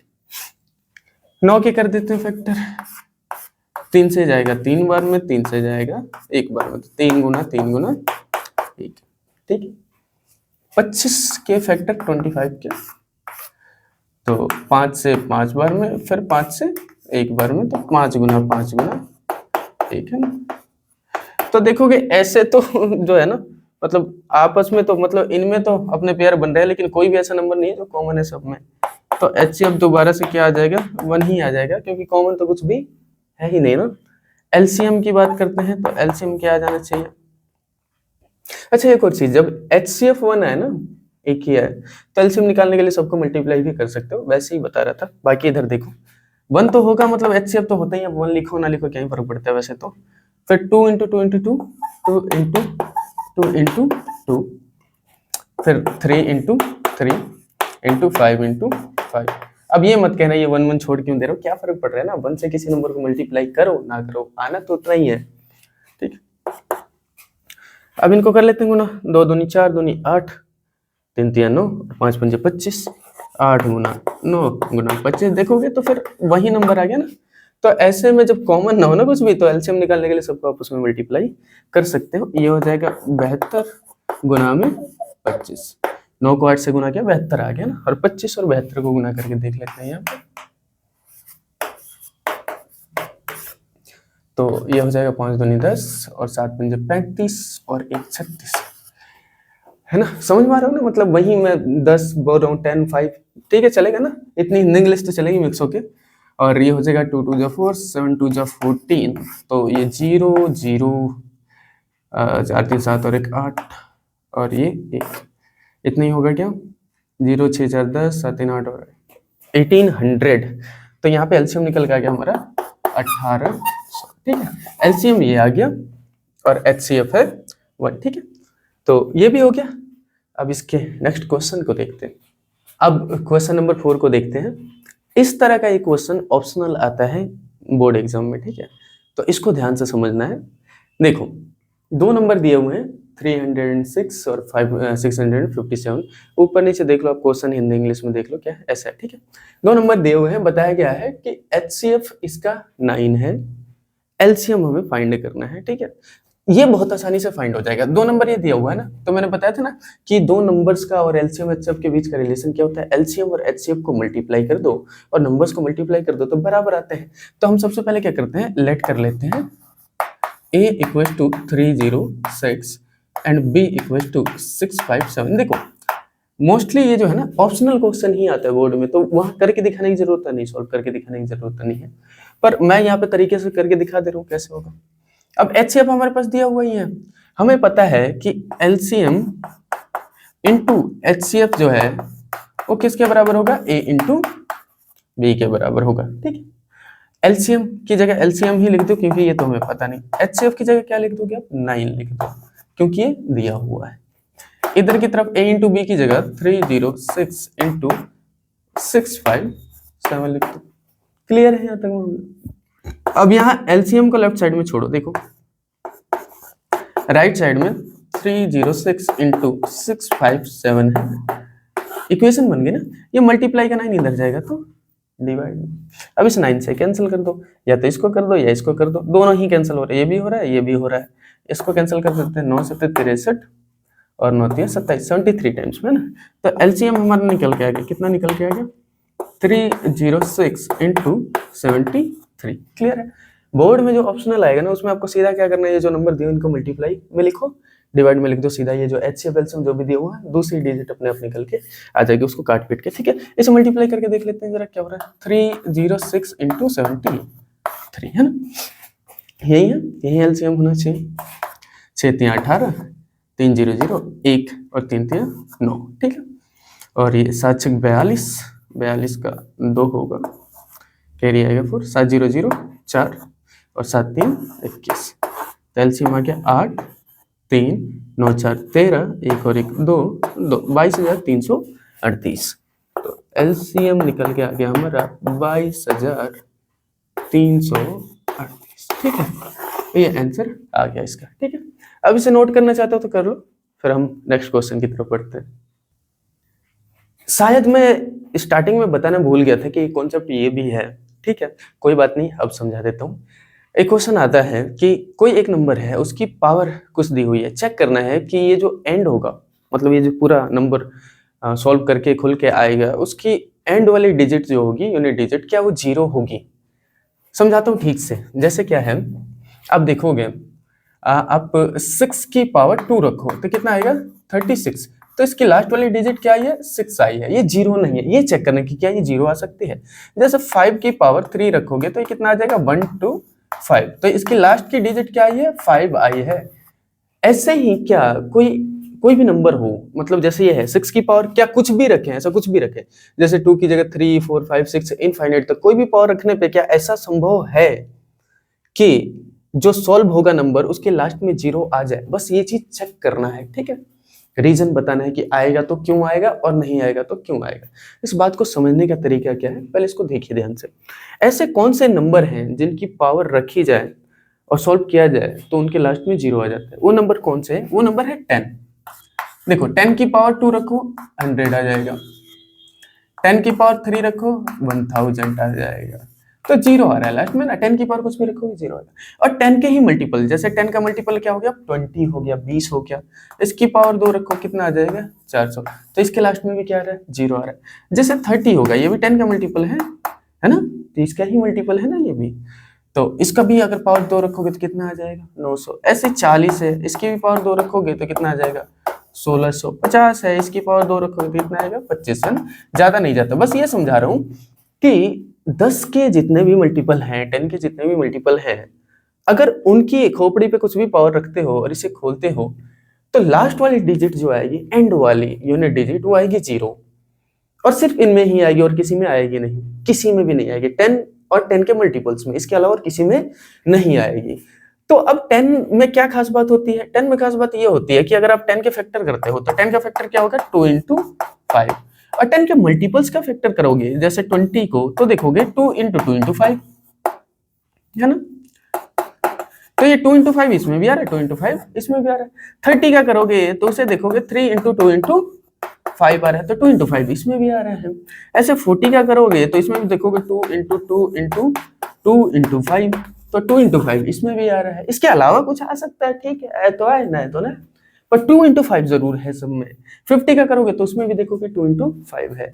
तो कोई भी नंबर हो और उसकी पावर कुछ भी हो, वो 0 के साथ एंड तभी होगी जब वो 10 हो या फिर 10 का मल्टीपल हो, दूसरा हो तो नहीं होगी एंड। और 10 का मल्टीपल या 10 होने के लिए ये चेक करना है कि 10 के फैक्टर में 2 × 5 का होना जरूरी है। ठीक है, बात समझ में आ गई। तो इसमें भी हम यही चेक करेंगे, क्या ये जो नंबर है, जो बेस है, इसके मल्टीपल में, इसके फैक्टर्स में, फैक्टर्स की बात करूं, इसके फैक्टर्स में 2 और 5 दोनों एग्जिस्ट करते हैं। अगर करते हैं तो हम बोल देंगे कि 0 के साथ एंड होगा, और नहीं करते हैं तो बोल देंगे 0 के साथ एंड नहीं होगा। वैसे तो क्वेश्चन एक ही दिया हुआ है, पर प्रैक्टिस के लिए मैं 1-2 क्वेश्चन और करा देता हूँ। ठीक है, तो देखो इसको करना कैसे है। सबसे पहले क्या है, हमारे पास दिख रहा है हमारा बेस है 6 और पावर है n। ठीक है, तो हम पहले देख लेते हैं बेस हमारा कितना है 6 है और पावर क्या है हमारे पास इस नंबर की, वो है n। मतलब हमें पावर से नहीं, हमें क्या है बेस के फैक्टर्स देखने हैं। ठीक है, तो फैक्टर्स चेक करते हैं, फैक्टर्स ऑफ 6 है ना, और प्राइम लिख दो तो ज्यादा अच्छा है इसके साथ ना, अगर आप प्राइम लिख दो तो और ज्यादा अच्छा है। प्राइम फैक्टर्स ऑफ 6 हिंदी में कैसे लिखोगे 6, ठीक है, ऐसा लगा दो कि अभाज्य गुणनखंड, अभाज्य गुणनखंड खंड, ये हम चेक कर रहे हैं। ठीक है, अच्छा पावर को क्या बोलते हैं हिंदी में ना, घात बोलते हैं। घात क्या है इसकी n है, और आधार क्या है, आधार जो है वो है 6। ठीक है, हिंदी में लिखेंगे तो ऐसे लिखेंगे। क्लियर है, ज्यादा अच्छे तरीके से हो जाएगा। इतना नहीं भी करोगे ना, एक तरह से फॉर्मेलिटी ही तो है, नहीं भी करोगे तो भी मेन काम कर देना। अब 6 के फैक्टर्स क्या रहे हैं, 6 के फैक्टर्स हैं, ठीक है, वो है 2 और 3। देखो फैक्टर करके देख लो, 2 और 3 प्राइम, उसमें 1 को लिखो या ना लिखो कुछ फर्क नहीं पड़ता, लो 1 को भी लिख दिया। ठीक है, तो अब हमने फैक्टर्स देखा, और फैक्टर्स में हम अभी ये चीज हमने चेक किया था कि 2 और 5 दोनों का होना जरूरी है, तभी वो 10 होगा या 10 का मल्टीपल होगा। इसमें 2 तो है लेकिन 5 नहीं है, 5 नहीं है, तो लिखेंगे सिंस 5 इज नॉट, हिंदी में बताऊंगा कैसे लिखेंगे, नॉट प्रेजेंट, या फिर ए फैक्टर भी लिख सकते हो, प्रेजेंट कह लो, is not a factor of given number, या फिर 6 लिख दो, गिवन नंबर की जगह क्या है, थोड़ा आसान हो जाएगा ना, गिवन नंबर की वजह लिखे हमने 5 is not a factor of 6, ये जो 6 था इसके फैक्टर में 5 नहीं है। ठीक है, hence 6 raised to the power n will not end with 0।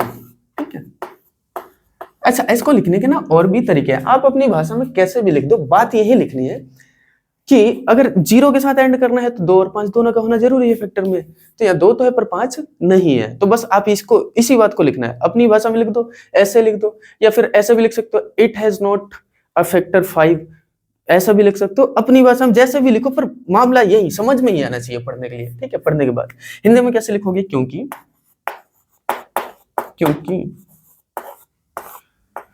5 6 का एक गुणनखंड नहीं है,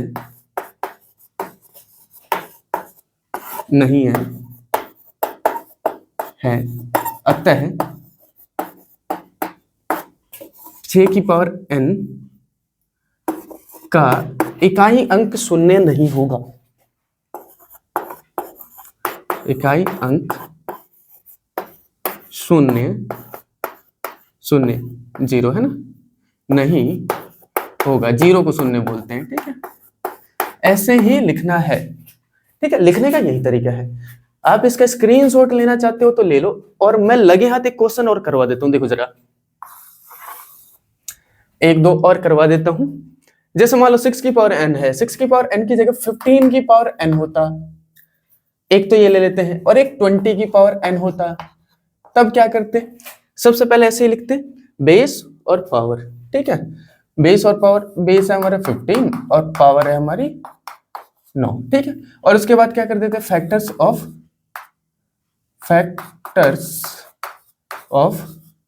15 है ना, इस 15 के फैक्टर क्या क्या है, 1, एक से भाग हो रहा है 15, प्राइम लिख दो साथ में तो ज्यादा अच्छा है, अभाज्य गुणनखंड लिख देते तो ज्यादा बढ़िया रहेगा। ठीक है ना, 1 से हो रहा है, इसके अलावा 3 से हो रहा है, इसके अलावा 5 से हो रहा है।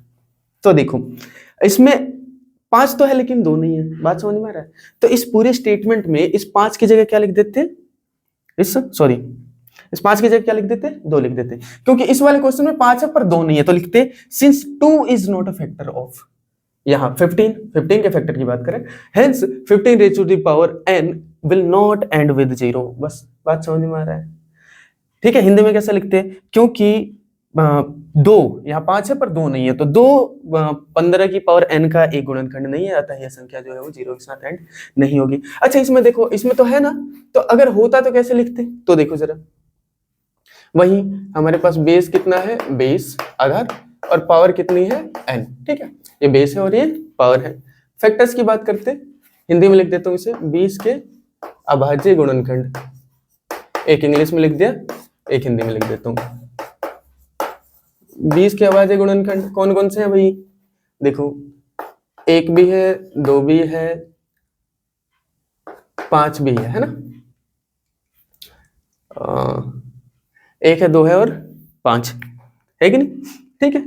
अब यहाँ पे देखो, इसमें 2 भी प्रेजेंट है और 5 भी प्रेजेंट है। अभाज्य गुणनखंड करके देख लेना, यही आएगा सिर्फ, कुछ और नहीं, जैसे है ना 20 है, गुणनखंड करके देख लोगे 2 10 2 5 2 1 सॉरी 5 1, तो देखोगे एक 2 आया और 5 आया, 2 बार आया तो 2 बार लिखने की जरूरत है यहाँ पे नहीं है, ठीक है।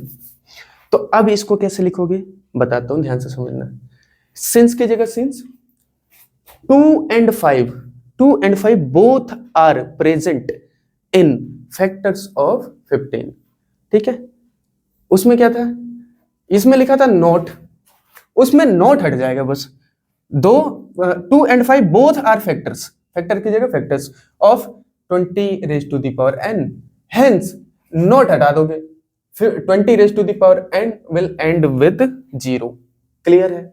हिंदी में कैसे लिखोगे, क्योंकि 5 तथा 2 दोनों ही 20 की पावर 20 के अभाज्य गुणनखंड है, अतः 20 की पावर n संख्या का इकाई अंक 0 होगा। हाँ ठीक है, क्लियर है। चलो आप इसको अगर स्क्रीनशॉट लेना चाहते हो तो ले लो, फिर आप नेक्स्ट क्वेश्चन की तरफ बढ़ते हैं। चलो अब इसके क्वेश्चन नंबर 6 को देखते हैं। पहले आप हिंदी इंग्लिश में देख लो, क्वेश्चंस ऐसे है। अब समझो क्वेश्चन को, हमें बस इतना बताना है कि ये संख्या जो है एक अभाज्य संख्या क्यों नहीं है बल्कि भाज्य संख्या क्यों है, कॉम्पोजिट नंबर क्यों है, ठीक है, इसका रीजन बताना है। अब मैंने अभी आपको बताया था अभाज्य संख्या का मतलब ऐसी संख्या जिसके 2 ही यूनिक फैक्टर हो, 2 से ज्यादा फैक्टर ना हो, 2 से ज्यादा गुणनखंड ना हो। जिसके 2 से ज्यादा गुणनखंड होंगे वो भाज्य संख्या हो जाएगी। तो हमें बस इसे सॉल्व करना है और देखना है कि 2 से ज्यादा गुणनखंड है क्या। देखो इन नंबर्स में खास बात क्या है, एक तरफ देखोगे आप मल्टीप्लाई में नंबर्स लिखे हुए हैं, ज्यादा लिखे हुए हैं ना, 7 है, 11 है, 13 है, एक बार मैं कंफर्म कर दूं 7 ही क्या, 7 11 और 13 है, ठीक है, 7 है, 11 और 13 है, प्लस में एक इन्हीं में से कोई एक नंबर लिखा होगा, कोई सा भी एक, क्लियर है। इसमें भी देखोगे यहाँ पे ढेर सारे नंबर लिखे हैं मल्टीप्लाई में, और प्लस में इनमें से ही कोई एक नंबर लिखा हुआ। अब होता क्या है, अगर नंबर ऐसा है तो ये कॉमन छाट सकते हो, 13 कॉमन आ जाएगा, और जो नंबर कॉमन आता है किसमें होता है, मल्टीप्लाई में होता है। फिर यहाँ बचेगा 7 गुना में 13 और प्लस में 1, ध्यान देना कॉमन का मतलब क्या होता है, एक बार बता देता हूँ। जैसे 7 गुना 11 गुना 13 ये एक नंबर है, जो नंबर मल्टीप्लाई में होता है वो एक ही होता है, ये तीनों अलग अलग नंबर नहीं है। प्लस में 13 ये अलग नंबर है, अगर माइनस या प्लस में लिख दिया जाए तो ये अलग नंबर हो गया और ये सारे एक नंबर है।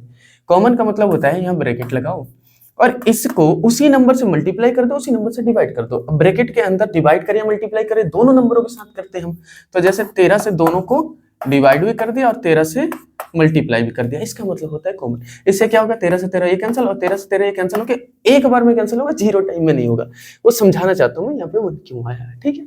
अब देखो यहाँ पे ये क्या हो गया, 13 गुना में 13 से 91 प्लस में 1 92, क्या ये बात समझ में, 13 से 91 प्लस में 1 92 गुना में अगर ना भी समझो तो एक तो सबके मल्टीप्लाई में आ ही रहा है, एक से तो पूरी दुनिया डिवाइड हो रही है। तो अब यहां से देखोगे कि ये जो नंबर है 2 से ज्यादा फैक्टर तो आगे, फैक्टर तो और भी बहुत हो सकते हैं, 92 को तोड़ सकते हो और भी फैक्टर बन सकते हैं, कितने भी बन सकते हैं, पर 2 से ज्यादा हो गए ना, हमें तो बस यही दिखाना कि 2 से ज्यादा हो। अगर 2 ही फैक्टर हो तो ये प्राइम नंबर है, समझ में आ रहा है। अभाज्य संख्या 2 से ज्यादा हो तो भाज्य है।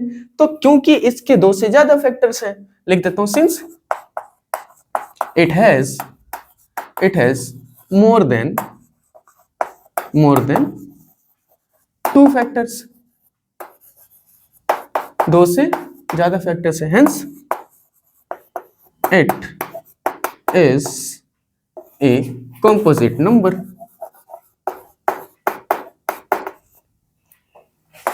हिंदी में कैसे लिखेंगे, हिंदी में लिखेंगे क्योंकि इसके 2 से अधिक गुणनखंड है, क्योंकि इस संख्या के लिख देते हैं, के 2 से अधिक गुणनखंड है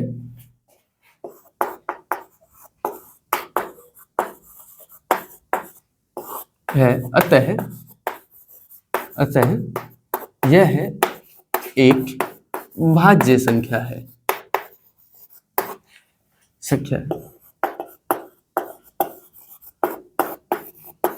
ठीक है, सेम यही तरीका यहाँ पे भी अपनाना है, बिल्कुल सेम तरीके से।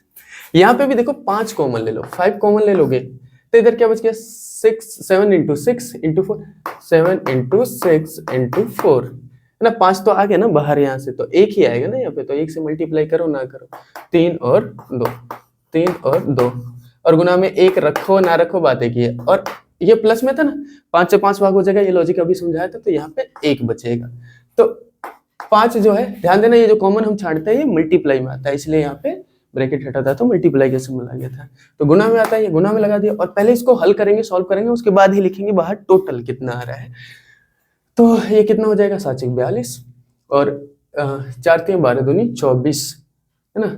यहाँ पे गुना करके देख लेते हैं, 42 गुना 24 तो 4 दूनी 8, 4 दूनी 8, 4 चौक 16 और 2 दूनी 4, 4 दूनी 8, तो 8 6 4 10, 8 1 9 1 10, 1008 ये आ रहा है पूरा सॉल्व करके 1008, और इसमें एक ये जोड़ दो तो 1009 आ गया। और गुना में 1 तो लिख सकते हो ना, तो 3 फैक्टर तो ये दिखाई देगा। इसके अलावा क्या पता ये भी अभी डिवाइड तो हो ही जाए, है ना, तो ये भी हो सकता है। ये चीज क्लियर है, बात समझ में आ गई आपको। तो यहाँ पे भी सेम यही हुआ है कि 1 2 3 फैक्टर आ गए, तो सेम यही चीज लिख दोगे, ये जो चीज लिखा हुआ ना सेम यही लिख दोगे, सॉल्व हो गया। ठीक है, अगर आप इसके स्क्रीनशॉट लेना चाहते हो तो ले लो।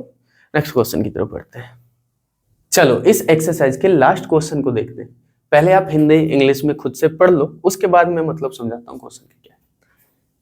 ठीक है, चलो मतलब समझो। क्वेश्चन है, there is a circular path around a sport field. कोई स्पोर्ट फील्ड है जिसके चारों तरफ जो एक सर्कुलर पाथ है, ठीक है, एक रास्ता है जो कि वृत्तीय रास्ता है। ठीक है, कोई एक फील्ड होगा, मतलब जहाँ पे गेम हम खेलते हैं, मैदान होगा। ठीक है, वहां पे 2 लोग हैं। 2 लोग कौन कौन से हैं?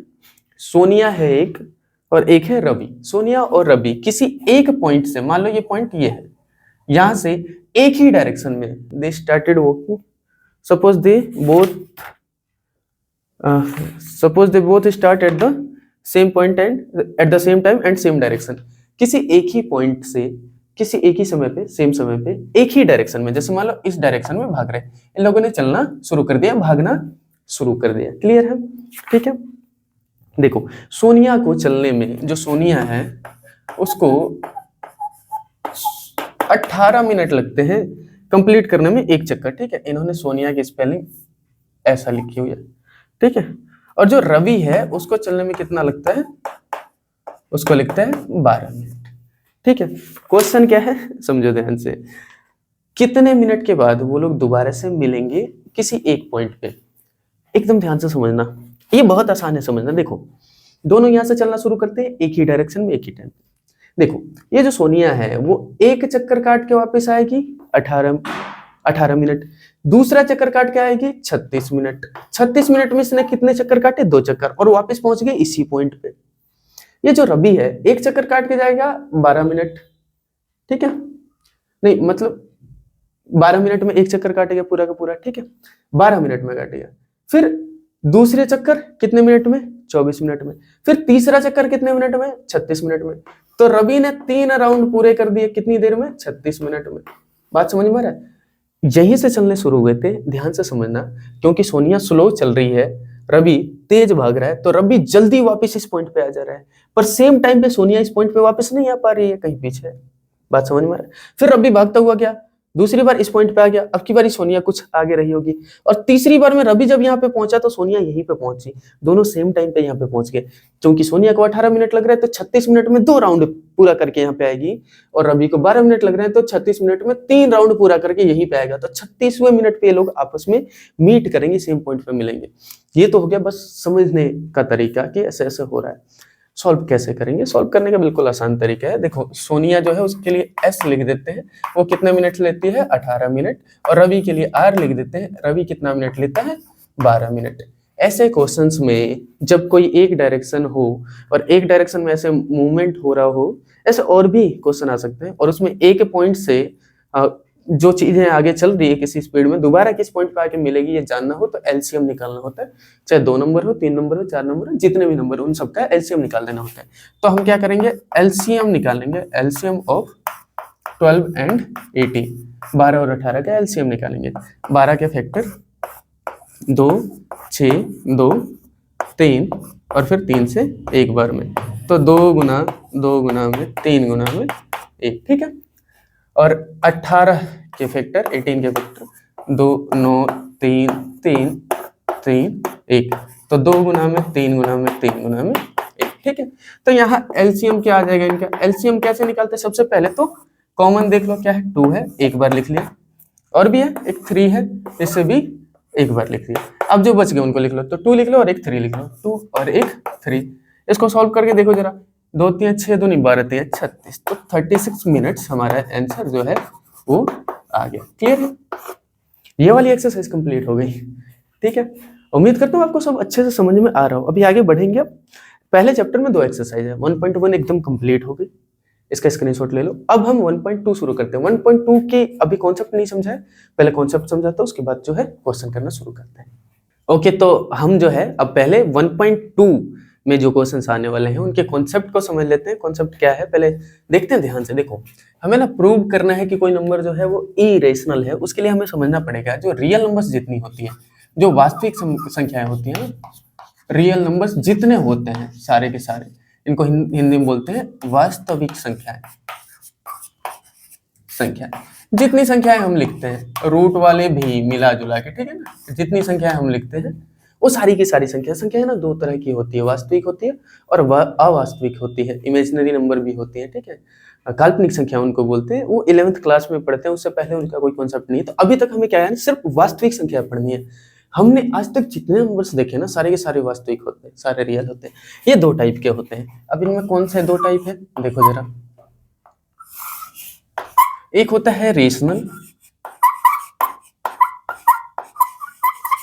ठीक है, इसको हम बोलते हैं परिमेय संख्या। ये चौक आवाज कर रहा है, अच्छा नहीं लग रहा ना, एक बार चेंज कर दूं मैं इसको थोड़ा सा। और एक होता है इरेशनल, फिर भी आवाज कर रहा है, इसको हम बोलते हैं अपरिमेय संख्या, ठीक है। पहचान कैसे करें, क्या खास बात होती है दोनों में, समझ लेते हैं। देखो, जितने नंबर हम स्क्वायर रूट के बाहर लिख पाते हैं वो सारे के सारे होते हैं रेशनल, ठीक है। वो सारी की सारी परिमेय संख्या होती है, चाहे वो पॉइंट में हो, नेगेटिव हो, अपोन हो, सारे के सारे। जितने नंबर हम रूट के बाहर नहीं लिख पाते हैं ना वो सारे के सारे होते हैं इरेशनल। अभी के लिए फिलहाल इतना समझ लो। हालांकि इरेशनल और भी नंबर्स होते हैं, उनको भी रूट से ही हम दिखाते हैं, स्क्वायर रूट या क्यूब रूट से दिखाते हैं, ठीक है, या फिर और अलग डिग्री के रूट से दिखाते हैं, पर रूट में दिखाते हैं, ठीक है। क्लियर है, तो जितने नंबर रूट में रहेंगे ना वो सारे के सारे इरेशनल हो गए, यानी कि अपरिमेय संख्या होगी, ठीक है। जैसे कि एग्जाम्पल के तौर पे √2, √3, √5। अच्छा, √4 नहीं होगा ना, √4 नहीं होगा, क्यों? √4 2 का स्क्वायर होता है ना, 4 तो इसको हम ऐसा लिख सकते हैं 2 का स्क्वायर, और स्क्वायर से रूट ऐसा कैंसिल हो जाएगा। अरे स्क्वायर रूट हुआ तो कैंसिल हो जाएगा, है ना। तो अगर हम स्क्वायर रूट की बात करें तो क्यूब रूट हुआ तो √4 भी हो जाएगा फिर, है ना। तो फिलहाल हम स्क्वायर रूट की बात कर रहे हैं, तो इसे कैंसिल हो जाएगा, तो ये रूट के बाहर आ जाएगा। और अगर रूट के बाहर हम लिख सकते हैं किसी नंबर को, तो बेशक उसके ऊपर रूट लगा है, अगर ये पॉसिबल है उसको रूट के बाहर निकालना, तो हम उसे इरेशनल नंबर नहीं कहेंगे, हम उसे रेशनल नंबर कहेंगे, यानी कि परिमेय संख्या कहेंगे, ठीक है।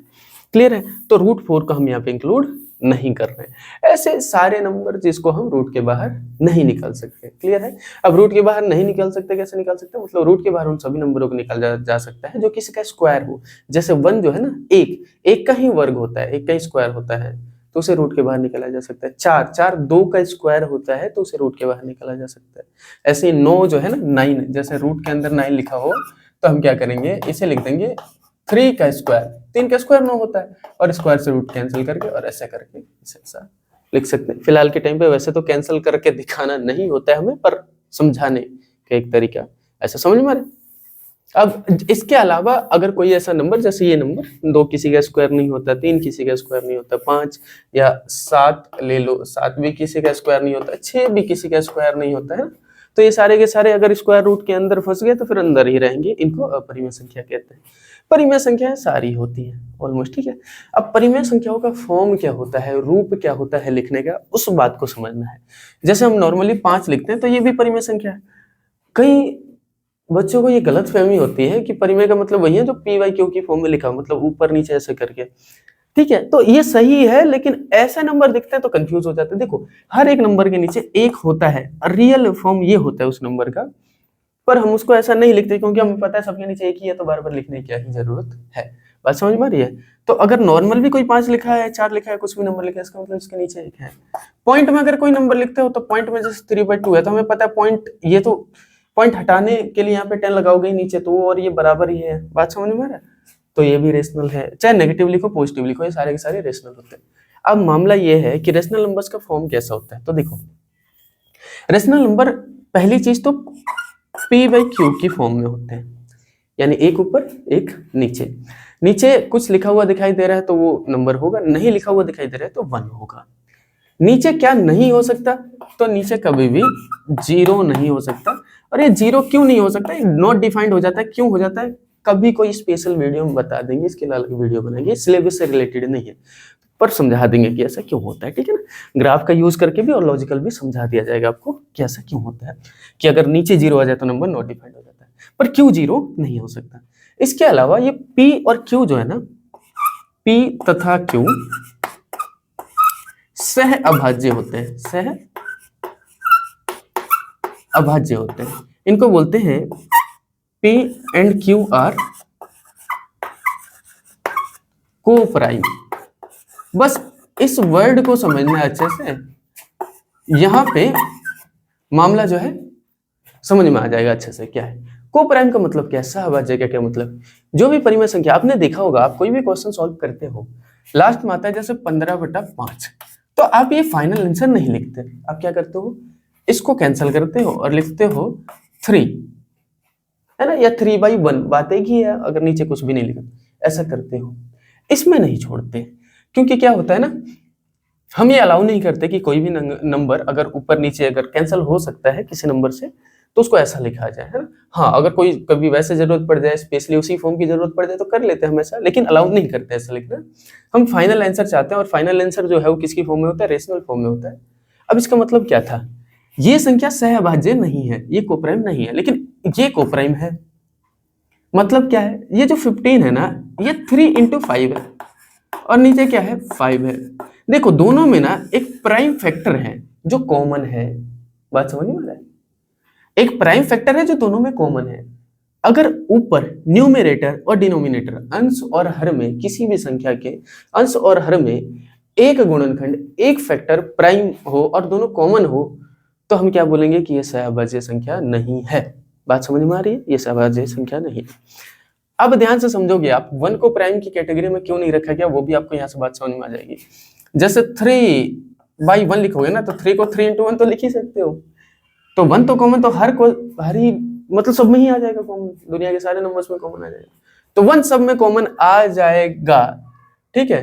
तो हम ये बात नहीं कह पाते ये वाली, इसलिए 1 को प्राइम की कैटेगरी में नहीं रखा गया। क्लियर है, बात समझ में आ रही है, छोड़ो। या फिर ये बात समझ में नहीं भी आई तो ये तो बस ऐसे ही मजे मजे में बता रहा था, ठीक।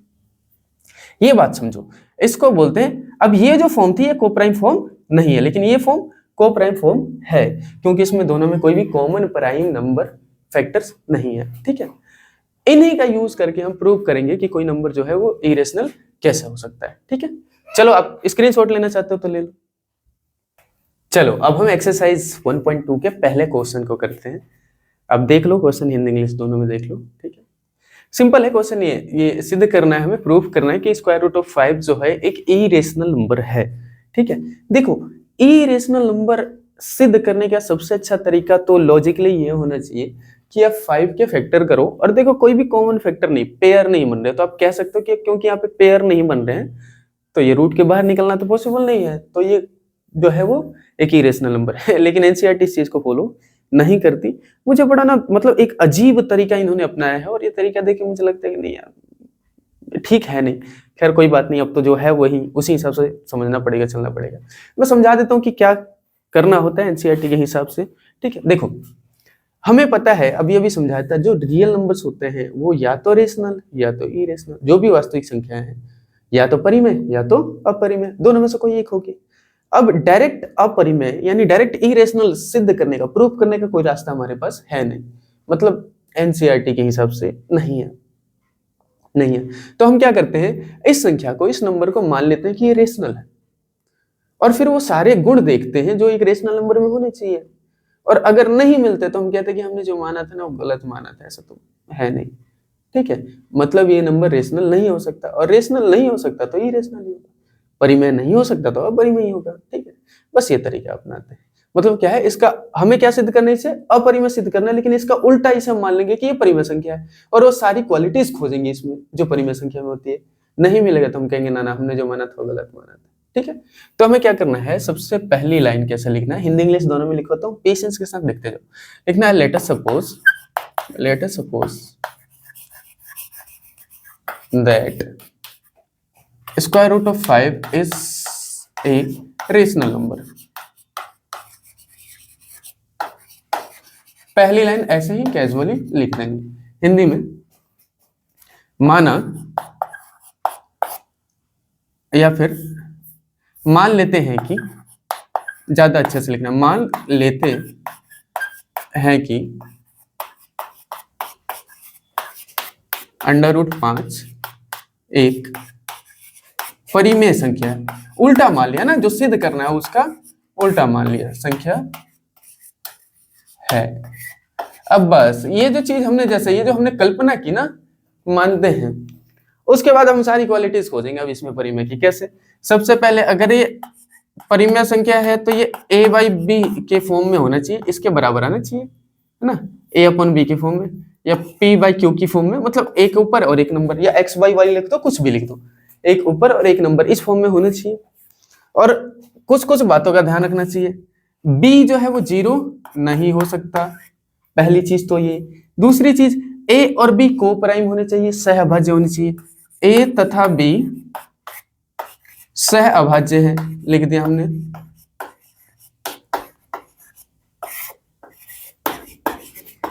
इंग्लिश में कैसे लिखते हैं, a and b are coprime. ठीक है, हिंदी इंग्लिश दोनों में मत लिखना आप, हिंदी में लिखना तो हिंदी में लिखना, इंग्लिश में लिखना तो इंग्लिश में, जो भी पढ़ना। मैं दोनों लिख रहा हूँ क्योंकि हो सकता है किसी को हिंदी में लिखना हो, किसी को इंग्लिश में लिखना हो, इसलिए दोनों समझा रहा हूँ।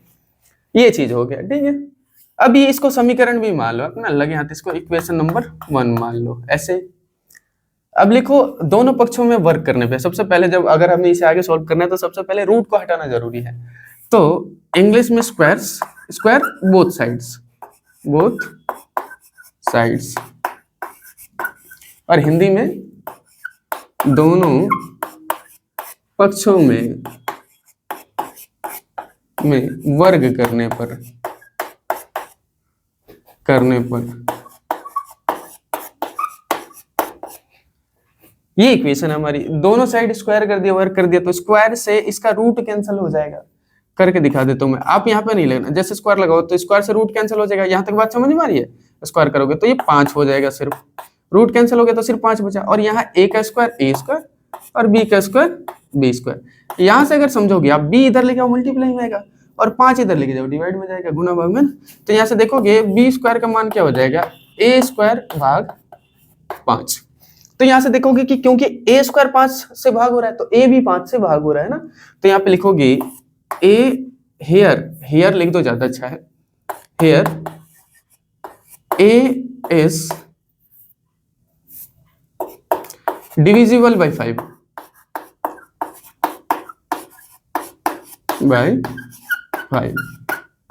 इंग्लिश में, हिंदी में लिखोगे यहां a 5 से भाज्य है, भाज्य समझाया था ना, यहाँ जो a है वो 5 से भाग हो रहा है। ठीक है, यहाँ a 5 से भाज्य है, समझ में आ रहा है, क्लियर है। जो हो रहा है वही चीज हमने लिखा।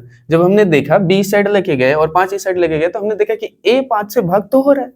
को प्राइम होने के लिए अगर ए 5 से भाग हो रहा है तो बी 5 से भाग नहीं होना चाहिए, कॉमन नहीं होना चाहिए ना, ऊपर नीचे, समझ में आ रहा है, कॉमन फैक्टर नहीं होना चाहिए।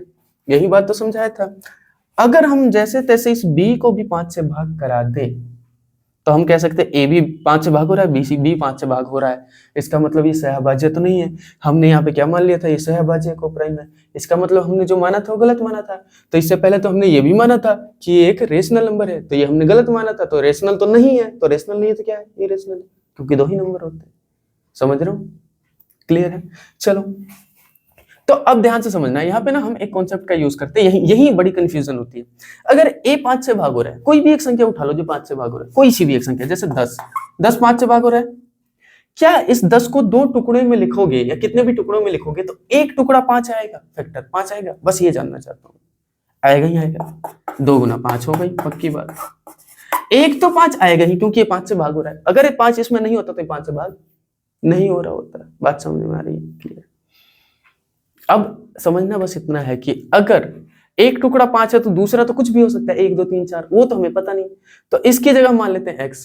ऐसे ही अगर ये a 5 से भाग हो रहा है तो एक टुकड़ा तो इसका 5 हो गई, 5 के अलावा दूसरा या बाकी सारे मिला के मल्टीप्लाई करके कुछ ना कुछ नंबर आएंगे, वो नंबर क्या हमें नहीं पता, तो उसकी जगह कुछ और अज्यूम कर लेते हैं, m मान लेते हैं, c मान लेते हैं या x मान लेते हैं, कुछ भी मान लेते हैं, ठीक है। m मान लेता हूं मैं, ठीक। इस चीज को देखो, तो हमने क्या कर लिया, हमने यहाँ पे पुट कर लिया किसकी जगह, a की जगह 5m, ये पुट कर लिया, ठीक है, क्लियर है। ध्यान देना, a 5 से भाग हो रहा था और 5 से भाग होने वाला कोई भी नंबर आप अज्यूम कर लो, उसमें अगर उसके फैक्टर करोगे, टुकड़े करोगे, तो एक टुकड़ा 5 आएगा ही आएगा, बाकी सब मिलके कुछ भी आए उससे मतलब नहीं है। इसलिए हमने उसको 5 गुना समथिंग ले लिया, 5 into m ले लिया। बात समझ में आ रहा है, क्लियर है। ये समझ गए तो सब कुछ समझ में आ जाएगा। अब ये इक्वेशन कैसी बन जाएगी, देखो जरा, जगह थोड़ी कम है ना तो एडजस्ट करो। ये इक्वेशन कैसे बन जाएगी, बी स्क्वायर की जगह बी स्क्वायर, क्लियर है। यहाँ ए स्क्वायर की जगह 5 का स्क्वायर और नीचे आ गया 5, क्लियर है। यहाँ तक बात समझ में आ रही। अच्छा, 5 सिर्फ 5 का स्क्वायर तो नहीं होगा ना, 5 के साथ साथ m भी तो आएगा, 5 m का स्क्वायर, ठीक है, क्लियर है यहाँ तक। अब देखो जरा, इसको आगे समझते हैं। तो यहाँ से बी स्क्वायर क्या आ जाएगा, 5 का स्क्वायर 25 और इसके साथ m का स्क्वायर m स्क्वायर, है ना, 5 का स्क्वायर 25, m का स्क्वायर m स्क्वायर, और नीचे की तरफ है 5, और इससे 5 से 25 काटो तो 5 बार में। अब ये मल्टीप्लाई में 5 आ गया और इधर की तरफ जाएगा तो डिवाइड में, तो यहाँ देखोगे B square divided by 5 equals to m square आ गया।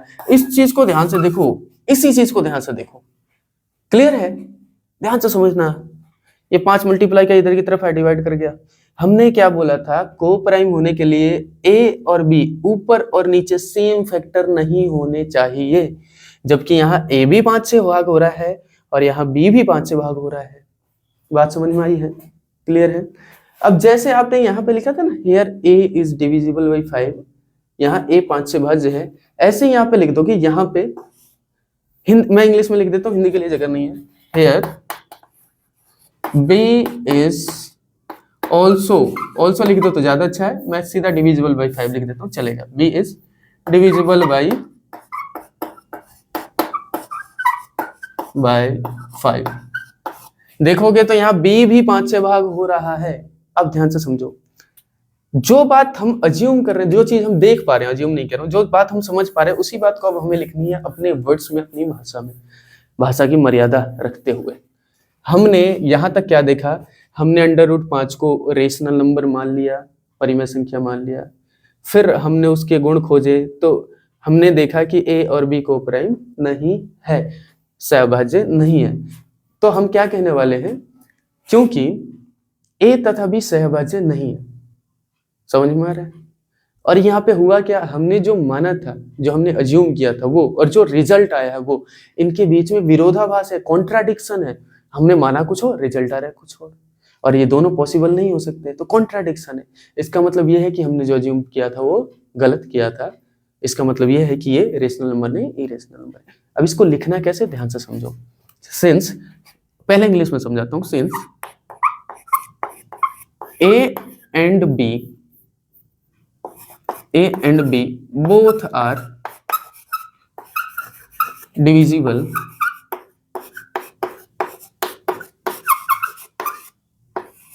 by 5, they are not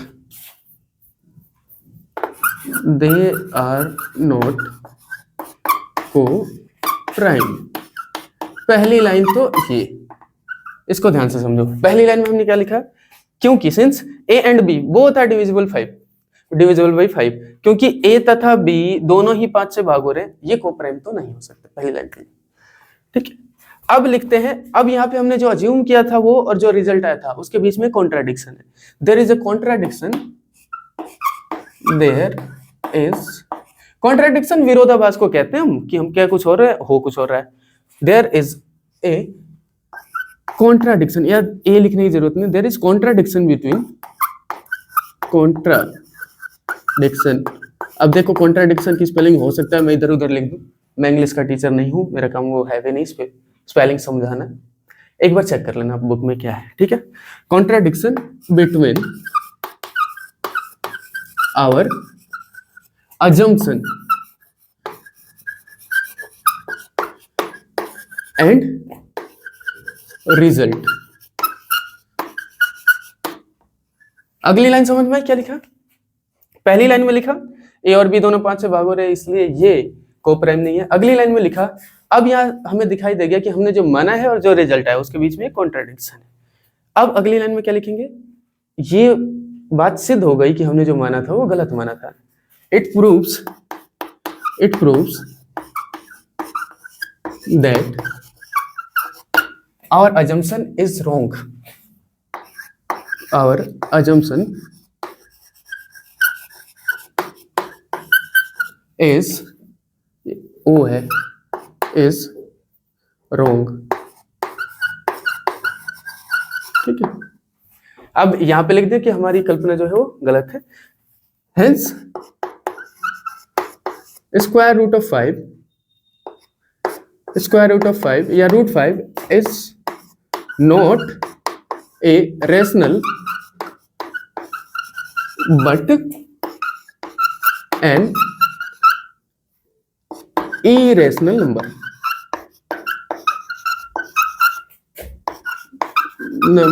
ठीक है, समझ लेना। ठीक, लाइन को ध्यान से समझ लो। पहली लाइन में हमने ये लिखा कि ए और बी दोनों 5 से भाग हो रहे हैं इसलिए कोप्राइम नहीं है। दूसरी लाइन में हमने ये लिखा, हमने जो माना था जो रिजल्ट आया इन दोनों के बीच में कॉन्ट्राडिक्शन है। तीसरी लाइन में हमने ये लिखा कि तीसरी लाइन में हमने ये लिखा कि क्योंकि इन दोनों के बीच में कॉन्ट्राडिक्शन है ना, अतः हमारी कल्पना गलत है, हमने जो माना था वो गलत है।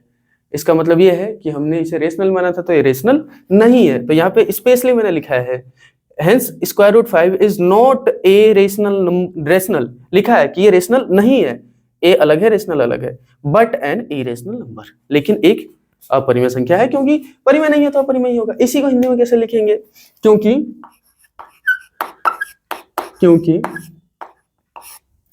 ए तथा बी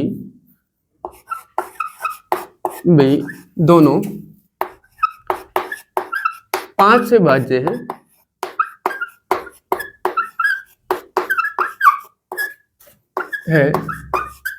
ठीक है, दोनों के दोनों 5 से भाज्य हैं, अतः यह एक सहभाज्य संख्या नहीं है।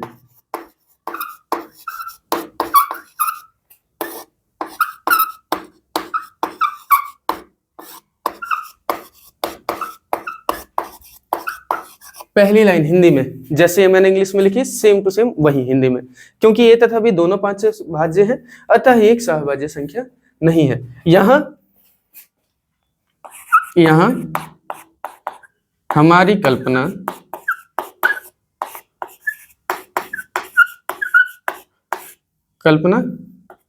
तथा परिणाम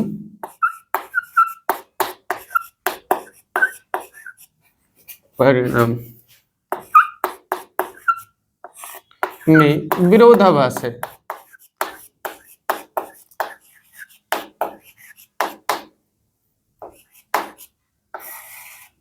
कॉन्ट्राडिक्शन को हिंदी में बोलते हैं विरोधाभास, ठीक है, विरोध कर रहे हैं दोनों एक दूसरे का, ठीक है।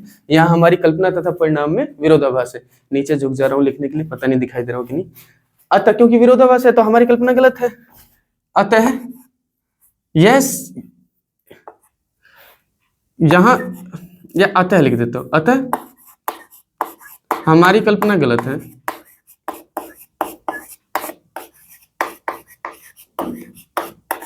गलत है।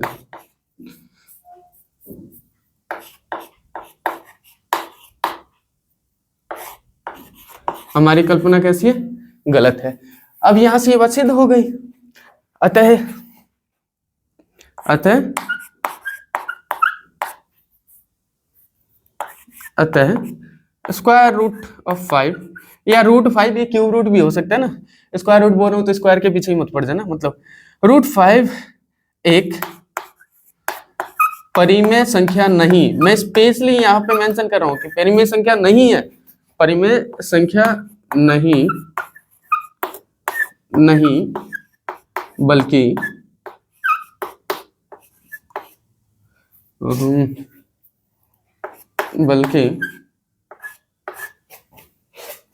एक अपरिमेय संख्या है।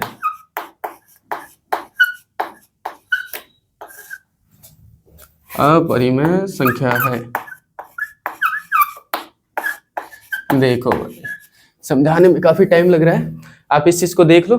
उम्मीद करता हूँ कि समझ में आ गया होगा। नोट कर लो, स्क्रीनशॉट लेना चाहते हो स्क्रीनशॉट ले लो, ठीक से समझ लो चीजों को। अब इसके क्वेश्चन नंबर 2 को देखते हैं। इसका जो क्वेश्चन नंबर 2 है, पहले आप हिंदी इंग्लिश में दोनों में देख लीजिए, ये क्वेश्चन लिखा हुआ है, ठीक है। अब देखो ये जो चीज दी हुई है ना, क्वेश्चन में एक चीज भूल गए ये लोग लिखना, या मेंशन करना भूल गए। क्वेश्चन में ना जब आएगा, ये पेपर में भी आए तो स्पेशली मेंशन किया गया होगा, ऐसा लिखा होगा कि square root of 5 is, it is given that square root of 5 is an irrational number, ऐसा लिखा हुआ आएगा, पहले से हिंदी में लिखा हुआ आएगा। यह दिया गया है कि अंडर रूट 5 एक अपरिमेय संख्या है। और अगर ऐसा ना लिखा हुआ आए तब कैसे करना है? सबसे पहले यहाँ पे लिखना है, हम जानते हैं कि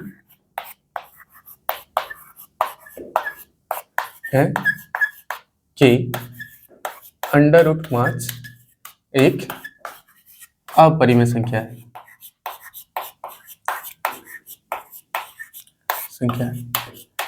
ऐसा कब लिखना है वो बता देता हूं।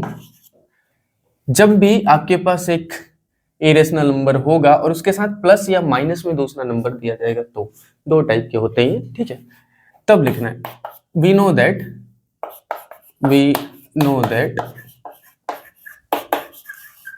अंडर रूट 5 या 5, अंडर रूट 5 है ना, is an irrational number.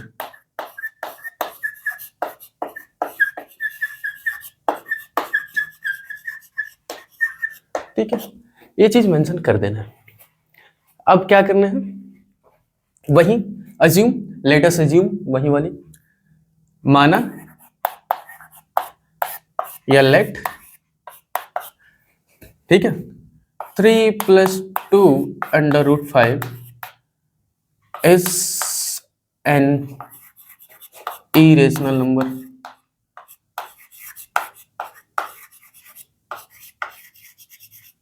Hindi में माना अंडर रूट 3 + 2 अंडर रूट 5 एक, सॉरी इरेशनल नहीं, रेशनल मानना था ना, इज ए रेशनल नंबर, इसका उल्टा मानते हैं ना, एक परिमेय संख्या है,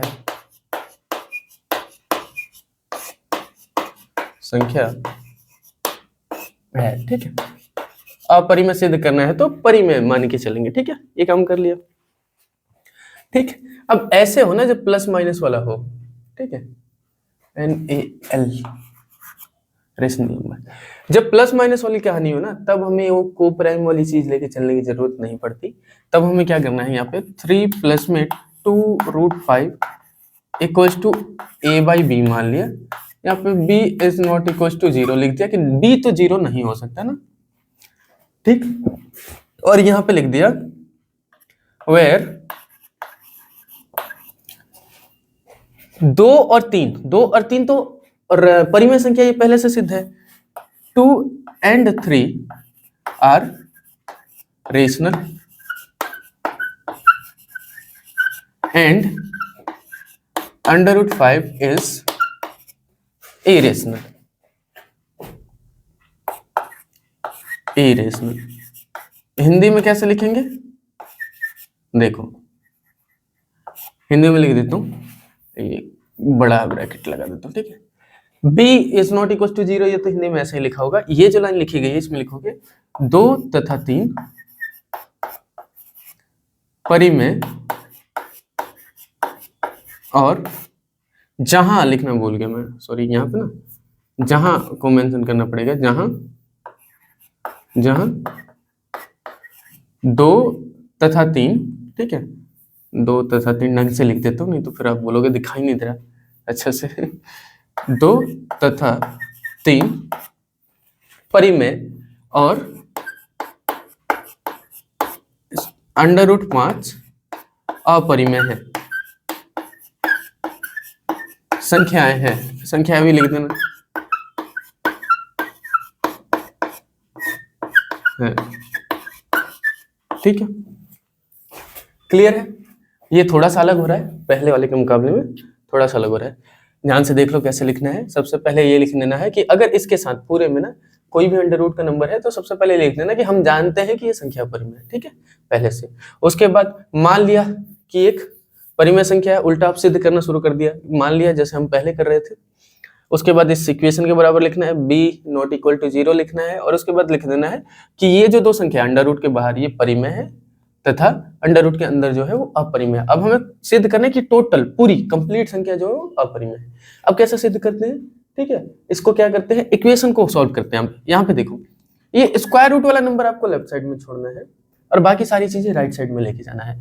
तो ये प्लस का 3 उधर जाएगा तो माइनस का हो जाएगा, तो देखोगे 2√5 बराबर हो जाएगा a/b माइनस 3, ठीक है। यहां तक ये बात समझ में आ गई। और उसके बाद ये 2 जो है मल्टीप्लाई का इधर की तरफ जाएगा तो डिवाइड हो जाएगा। तो इसी से इक्वेशन निकल के आ जाएगी √5 अगर आप लेफ्ट साइड में छोड़ोगे तो ये मल्टीप्लाई का 2 इधर और इधर, इन दोनों के डिवाइड में चला जाएगा, डिवीजन में चला जाएगा। तो ये हो जाएगा a/2b माइनस 3/2, ठीक है। इसको ध्यान से समझो, इस इक्वेशन में ध्यान से देखो, यहाँ लेफ्ट हैंड साइड अपरिमेय है और राइट हैंड साइड परिमेय है। बात समझ में आ रहा है? यहां तक चीजें क्लियर हो गई हैं, ठीक है, ठीक। या इसको अगर और अच्छे से भी लिखना चाहो या और अच्छे से लिखने की जरूरत नहीं, बस इतने में काम चल जाएगा, ठीक है। लिखो यहां बायां पक्ष अपरिमेय, या फिर ये यहां से मत लिखो, ज्यादा रहेगा, थोड़ा सा बच भी जाएगा, थोड़ी जगह बच जाएगी। इसको ना मतलब जगह क्या बच जाएगी, थोड़ी टाइम बच जाएगा आपको। ये यहां से मत लिखो, बस ये इक्वेशन यहाँ पे दिखा दो, इसका नाम रख दो इक्वेशन का, ये समीकरण संख्या 1 रख दो, ठीक। अब लिखो यहां से सिंस, पहले इंग्लिश में लिख देता हूं, since left hand side of equation 1 is irrational but right hand side is rational। अब ये कैसे हो गया बताता हूं, देखो ध्यान से समझो। इस पूरी इक्वेशन को देखो, हमने क्या बोला था, 3 और 2 ये दोनों तो परिमेय संख्या है, सिर्फ √5 अपरिमेय संख्या है। हमने सिर्फ √5 को लेफ्ट साइड में छोड़ा, ये तो ऑलरेडी परिमेय संख्या हमने मान के रखा है। बात समझ में आ रही? दोनों परिमेय संख्या हमने इधर शिफ्ट की, तो परिमेय संख्या को परिमेय संख्या में, यानी रेशनल नंबर को रेशनल नंबर में प्लस या माइनस करोगे, कुछ भी करोगे तो रेशनल नंबर ही निकल जाएगा। जबकि लेफ्ट हैंड साइड एक इरेशनल नंबर हो गया। क्या एक इरेशनल नंबर रेशनल नंबर के बराबर हो सकता है? क्या कोई अपरिमेय संख्या परिमेय संख्या के बराबर हो सकती है? ये तो संभव ही नहीं है। अपरिमेय संख्या अलग होती है, परिमेय संख्या अलग होती है, ये दोनों आपस में बराबर नहीं हो सकती। अब वही चीज हम यहाँ पे लिख रहे हैं, देखो, since left hand side of equation 1 is rational but our right hand side is rational। इस इक्वेशन की लेफ्ट हैंड साइड तो इरेशनल है, राइट हैंड साइड रेशनल है, जो कि संभव नहीं है, which is not possible, which is which is not possible। ठीक है, और फिर वही पुरानी line, there is a contradiction, there is a contradiction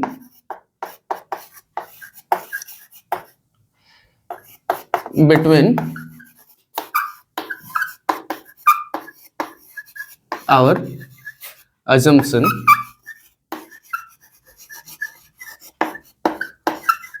and result। it proves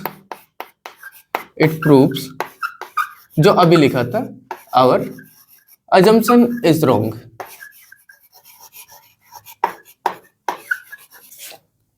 is wrong। जो लास्ट क्वेश्चन में किया था सेम वही लाइनें चल रही है। Hence ये पूरी की पूरी चीज 3 + 2 × square root 5 is not irrational but is not irrational but an irrational number। In questions में ना हमें कैलकुलेशन तो करनी नहीं है, लिखना है सिर्फ, है ना। लैंग्वेज के लिए मिलते हैं हमें जो भी इसके मार्क्स मिलते हैं लिखने के लिए। हिंदी में कैसे लिखोगे, क्योंकि समीकरण 1 का बायां पक्ष तथा बायां पक्ष अपरिमेय तथा दायां पक्ष परिमेय है, ये तो संभव नहीं है, जो कि संभव नहीं है। इसका अर्थ यह है कि हमने जो अज्यूम किया था, हमारी जो कल्पना थी तथा उसका जो परिणाम आया था, उन दोनों के बीच में एक विरोधाभास है। ठीक है, तो उसी लाइन को लिखते हैं। समीकरण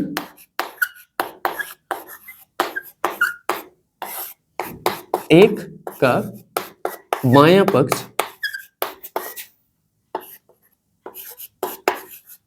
अपरिमेय तथा दायां पक्ष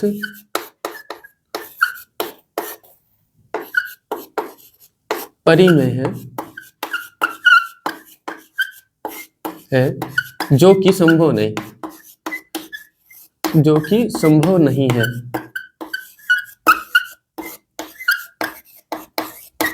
ये संभव नहीं हो सकता। यहां हमारी कल्पना तथा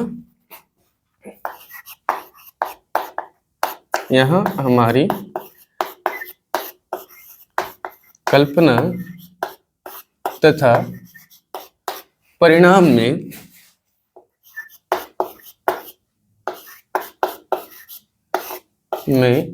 विरोधाभास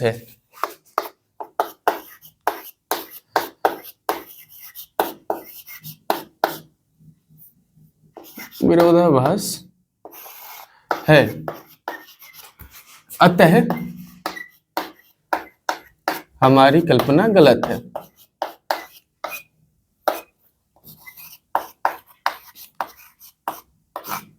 हमारी कल्पना गलत है।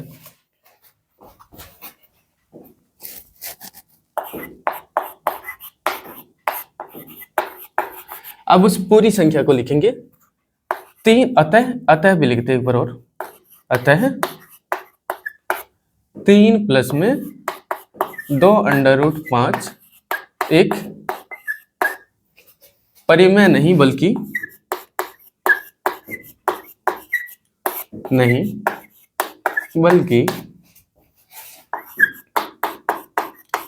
अपरिमेय संख्या है।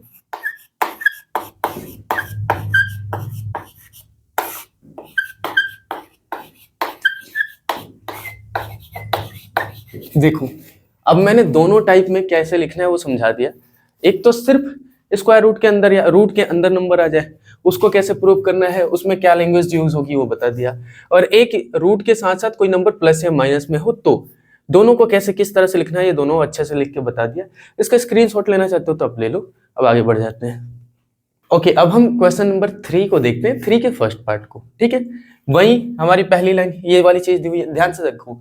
इसमें ना स्क्वायर रूट के अंदर नंबर है और इसके साथ प्लस माइनस में दूसरा नंबर नहीं है, तो जैसे हमने पहला क्वेश्चन किया था उस लैंग्वेज में इसको हम करेंगे।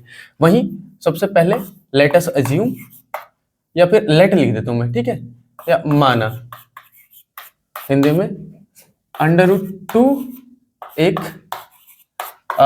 परिमेय संख्या, परिमेय कैसे लिख देता हूं मैं, संख्या है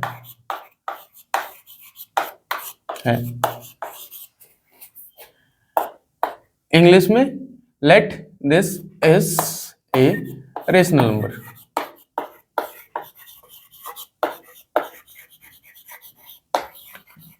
अब इसमें आपको कंफ्यूजन बस इतनी दिख रही होगी कि यार ये ऊपर होता, √2 ऊपर रहता, √2 ऊपर रहता तो इसको तो आसानी से सॉल्व कर लेते, जैसे 5 था ना सेम टू सेम वैसे ही आ जाता। नीचे है तो क्या दिक्कत है, तो देखो ये ऊपर नीचे से कोई प्रॉब्लम है नहीं। अब क्या है 1/√2 लिखो, ये बराबर होगा a/b के, वही लिखोगे। अब मैं सिर्फ एक ही लैंग्वेज में किसी में लिख देता हूँ, दोनों लिखने में टाइम हो रहा है। Where b is not equal to 0 and a and b are coprime. अब लिख लेना आप कि a तथा b जो है वो सह अभाज्य है, ठीक है, हिंदी में लिख लेना। उसके बाद क्या होगा, स्क्वायर बोथ साइड्स, दोनों वर्गों में पक्ष करने पर, दोनों पक्षों में वर्ग करने पर, स्क्वायर बोथ साइड्स। उसके बाद क्या हो जाएगा, देखो ध्यान से समझो, ये तो 1 हो गया, ये 2 हो गया, इधर क्या हो गया a/b, a²/b²। क्लियर है। इस b को इस साइड लेके जाओ तो देखो जरा, b²/2 आ गया, इधर की तरफ a²। यहां बात समझ में आई, ये b को इस साइड लेके गए, b² डिवाइड का इधर के मल्टीप्लाई में, तो इधर लिख दोगे हियर, हिंदी में भी लिखोगे here b is divisible by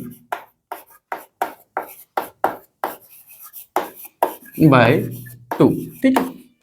यहाँ b जो है 2 से भाग हो रहा है, और फिर उसके बाद पुट कर दोगे, अब b क्योंकि 2 से भाग हो रहा है तो 2 के फैक्टर में पुट कर दोगे, b is equal to 2m, ऐसा है ना, b is equal to 2m। उसके बाद b की जगह 2m पुट कर दो, 2m² 2 इक्वल टू a², ठीक है। और यहीं से इस इक्वेशन को ले लो, देखो 2 का square 4, m² divided by 2 equal to a², ठीक है। अब यहां से इसको कैंसिल कर दो, और बताओ ये इधर की तरफ जाएगा तो डिवाइड में चला जाएगा, तो यहीं से देख लो लेफ्ट साइड में बचेगा m² और राइट साइड में हो जाएगा a² डिवाइडेड बाई 2, ठीक है। ये 2 मल्टीप्लाई किया इधर की तरफ किया तो डिवाइड में चला गया, ठीक है। अब यहाँ पे वही लिखोगे, here a is also divisible by 2, ठीक है। ये चीज लिख दिया, क्लियर है। और उसके बाद वही जो फर्स्ट क्वेश्चन में बताया था, since a and b both are divisible by 2 they can not be coprime, ठीक है। जो पहले वाले क्वेश्चन में जो लैंग्वेज लिखवाई थी सेम टू सेम नीचे उसको छाप देना है, आपका आंसर मिल जाएगा, ठीक है ना।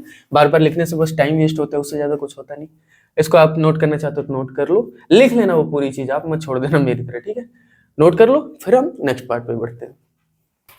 देखो इसका सेकंड पार्ट है 7√5, ये भी वैसा ही है, सेम टू सेम वैसा ही, ठीक है। सबसे पहले क्या, इसको अब हिंदी में कर लेता हूं, माना ताकि समझ में आ जाए। 7√5 एक परिमेय संख्या, इसका उल्टा ना परिमेय संख्या, पिछला इंग्लिश में किया था। लैंग्वेज सेम होनी है तो टेंशन नहीं होगी ना, क्वेश्चन तो एक ही जैसा है, ठीक है। अब क्या करोगे, 7√5 को आप a/b के बराबर मान लेते हो, वही यहाँ b जो है वो 0 के बराबर नहीं है, ठीक है, 0 के बराबर नहीं हो सकता, बराबर अच्छे से लिख के और फिर काट देना ऐसे, इसको बोलते हैं not, can not equals to, ठीक है। और यहाँ पे a तथा b सह अभाज्य है, सह अभाज्य है।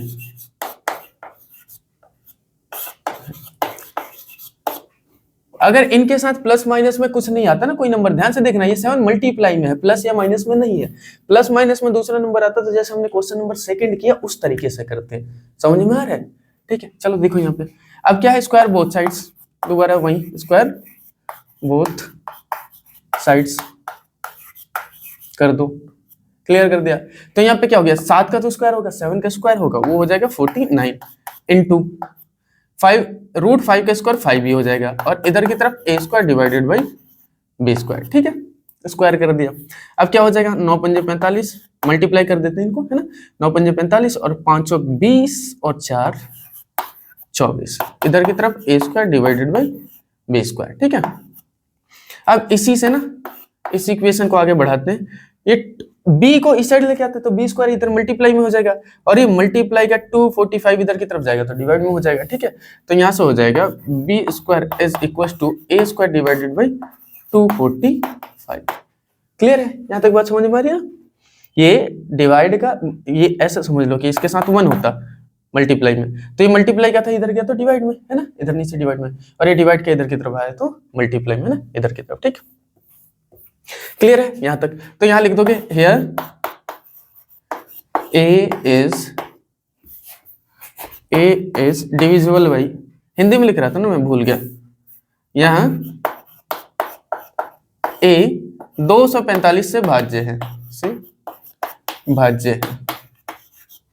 हमें ना कुछ फर्क नहीं पड़ता कि नीचे क्या आ रहा है, उस बात से मतलब नहीं है कि यहाँ 245 आ रहा है, 7 आ रहा है, 8 आ रहा है, 10 आ रहा है, उससे मतलब नहीं है। जो भी नीचे आ रहा है उसे भाज्य लिख देना, फिर इसकी जगह ना, इसके ऊपर जस्ट जो चीज इसके ऊपर लिखी हो, इसकी जगह ये लिख के और इसके साथ एम एन कुछ भी लिख देना है, ठीक है। अब यहां से क्या किया, माना जो है a बराबर हो जाएगा, इसके नीचे जो नंबर आ रहा है 245, इसके साथ लिख दो m, ठीक है, ये वाली चीज, और पुट कर दो उसको इक्वेशन में, तो b स्क्वायर बराबर हो जाएगा, ठीक है, ये हो जाएगा बराबर 245 m के होल स्क्वायर बटे में 245 के, ठीक है। अब यहाँ पे 245 का स्क्वायर मत निकालने लग जाना, क्योंकि हमें काटना ही तो है, तो इसको हम ऐसा भी लिख सकते हैं ना, इसी को b स्क्वायर लिखा, आगे चल रहे हैं, और 245 को ऐसे भी तो लिख सकते हैं ना, 245 गुना में 245, स्क्वायर का यही तो मतलब है, और इधर m स्क्वायर रहने देते मल्टीप्लाई में, m का तो स्क्वायर हो गया, इन दोनों को स्क्वायर का मतलब 2 बार मल्टीप्लाई में लिख दिया, और 245, तो एक यहाँ से कैंसिल हो गया, और अगला भी इधर की तरफ आ जाएगा, ठीक है। तो इसको लिख देता हूँ, अब b स्क्वायर के नीचे आ जाएगा 245, ठीक है, ये मल्टीप्लाई का इधर की तरफ है तो डिवाइड में, ना, गुना का इधर है तो भाग, और राइट साइड में बच गया m स्क्वायर। अब लिख दूं यहां b भी 245 से भाज्य है, और फिर उसके बाद जो पहले क्वेश्चन में कराया था सेम वही वाली लाइन आगे, क्योंकि a तथा b दोनों ही 245 से भाज्य अतः ये सहभाज्य नहीं हो सकते हैं। इसका अर्थ ये है कि हमने जो कल्पना की थी उसमें और जो परिणाम आया उसमें एक विरोधाभास है, हमारी कल्पना गलत थी, और ये बात सिद्ध करता है कि यह दिया हुआ नंबर एक परिमेय संख्या नहीं बल्कि एक अपरिमेय संख्या है, ठीक है। तो फिर वो लिखने में मैं टाइम वेस्ट नहीं कर रहा हूँ, आप लिख लेना पहले में, दूसरे में जो बताया था ना पहले क्वेश्चन वाला, ठीक है। इसे आप नोट करना चाहते हो तो कर लो, आगे बढ़ते हैं।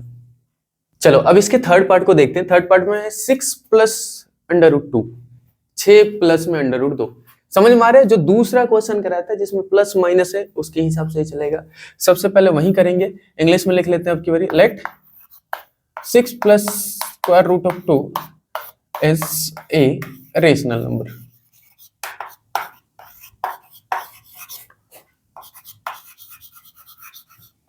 ठीक है, हिंदी में कैसे लिखोगे, माना 6 प्लस √2 एक परिमेय संख्या है, ठीक है। इससे ना आपको भी प्रैक्टिस होती जाएगी, हिंदी वालों को भी इंग्लिश समझ में आएगा और इंग्लिश वालों को भी हिंदी में क्या कहते हैं एटलीस्ट समझ में आएगा ना, तो फायदा ही है इसमें। अब उसके बाद क्या करोगे, 6 प्लस √2 बराबर a/b लिख दो, ठीक है। और यहाँ पे ये लिखने की जरूरत नहीं, कोप्राइम वगैरह है ना, क्योंकि प्लस में है तो लिखो। अच्छा इसमें ना होता क्या, मैं फिर से बता देता हूँ, इसमें पहले से लिखा हुआ आता है जहां पे दिया हुआ है where it is given that √2 is an irrational number, ठीक है, irrational number हिंदी में लिखा हुआ आएगा जहां पे ये दिया गया है कि √2 एक अपरिमेय संख्या है, ठीक है ना। तो मैं यहाँ पे अलग से ऐड कर देता हूँ क्योंकि दिया नहीं, तो लिख देते हैं we know that √2 is an irrational number. ज्यादातर क्वेश्चंस में ये दिया हुआ आता है, ठीक है, आएगा ही आएगा ज्यादातर में, क्या बोर्ड में तो दिया हुआ आएगा, तो आपको स्पेशली लिखने की जरूरत नहीं है, यहाँ नहीं दिया हुआ तो मैंने ये चीज ऐड कर दी, ठीक है। अब यहाँ पे लिखते हैं where b can not be equal to 0 and 6 is rational, 6 तो रेशनल नंबर है, एक परिमेय संख्या है, and square root of 2 is irrational. Numbers भी आप ऐड कर लेना इसमें, रेशनल के साथ नंबर और इरेशनल के साथ नंबर लिख लेना, हिंदी में लिख लेना, जहां वेयर लिखना भूल गया मैं यहाँ पे, ठीक है, वेयर जहां 6 एक परिमेय तथा अंडर रूट 2 एक अपरिमेय संख्या है, ठीक है, क्लियर है इतनी बात, ठीक है। आप इंग्लिश में लिख लेना ऐसे जैसे लिखा हुआ। अब आगे बढ़ते हैं, तो ये क्या होगा, अंडर रूट 2 आप लेफ्ट साइड में छोड़ो, राइट साइड में हो जाएगा a/b - 6, ठीक है, और यहीं से बात खत्म, ये प्लस का उधर गया माइनस हो गया, ठीक है।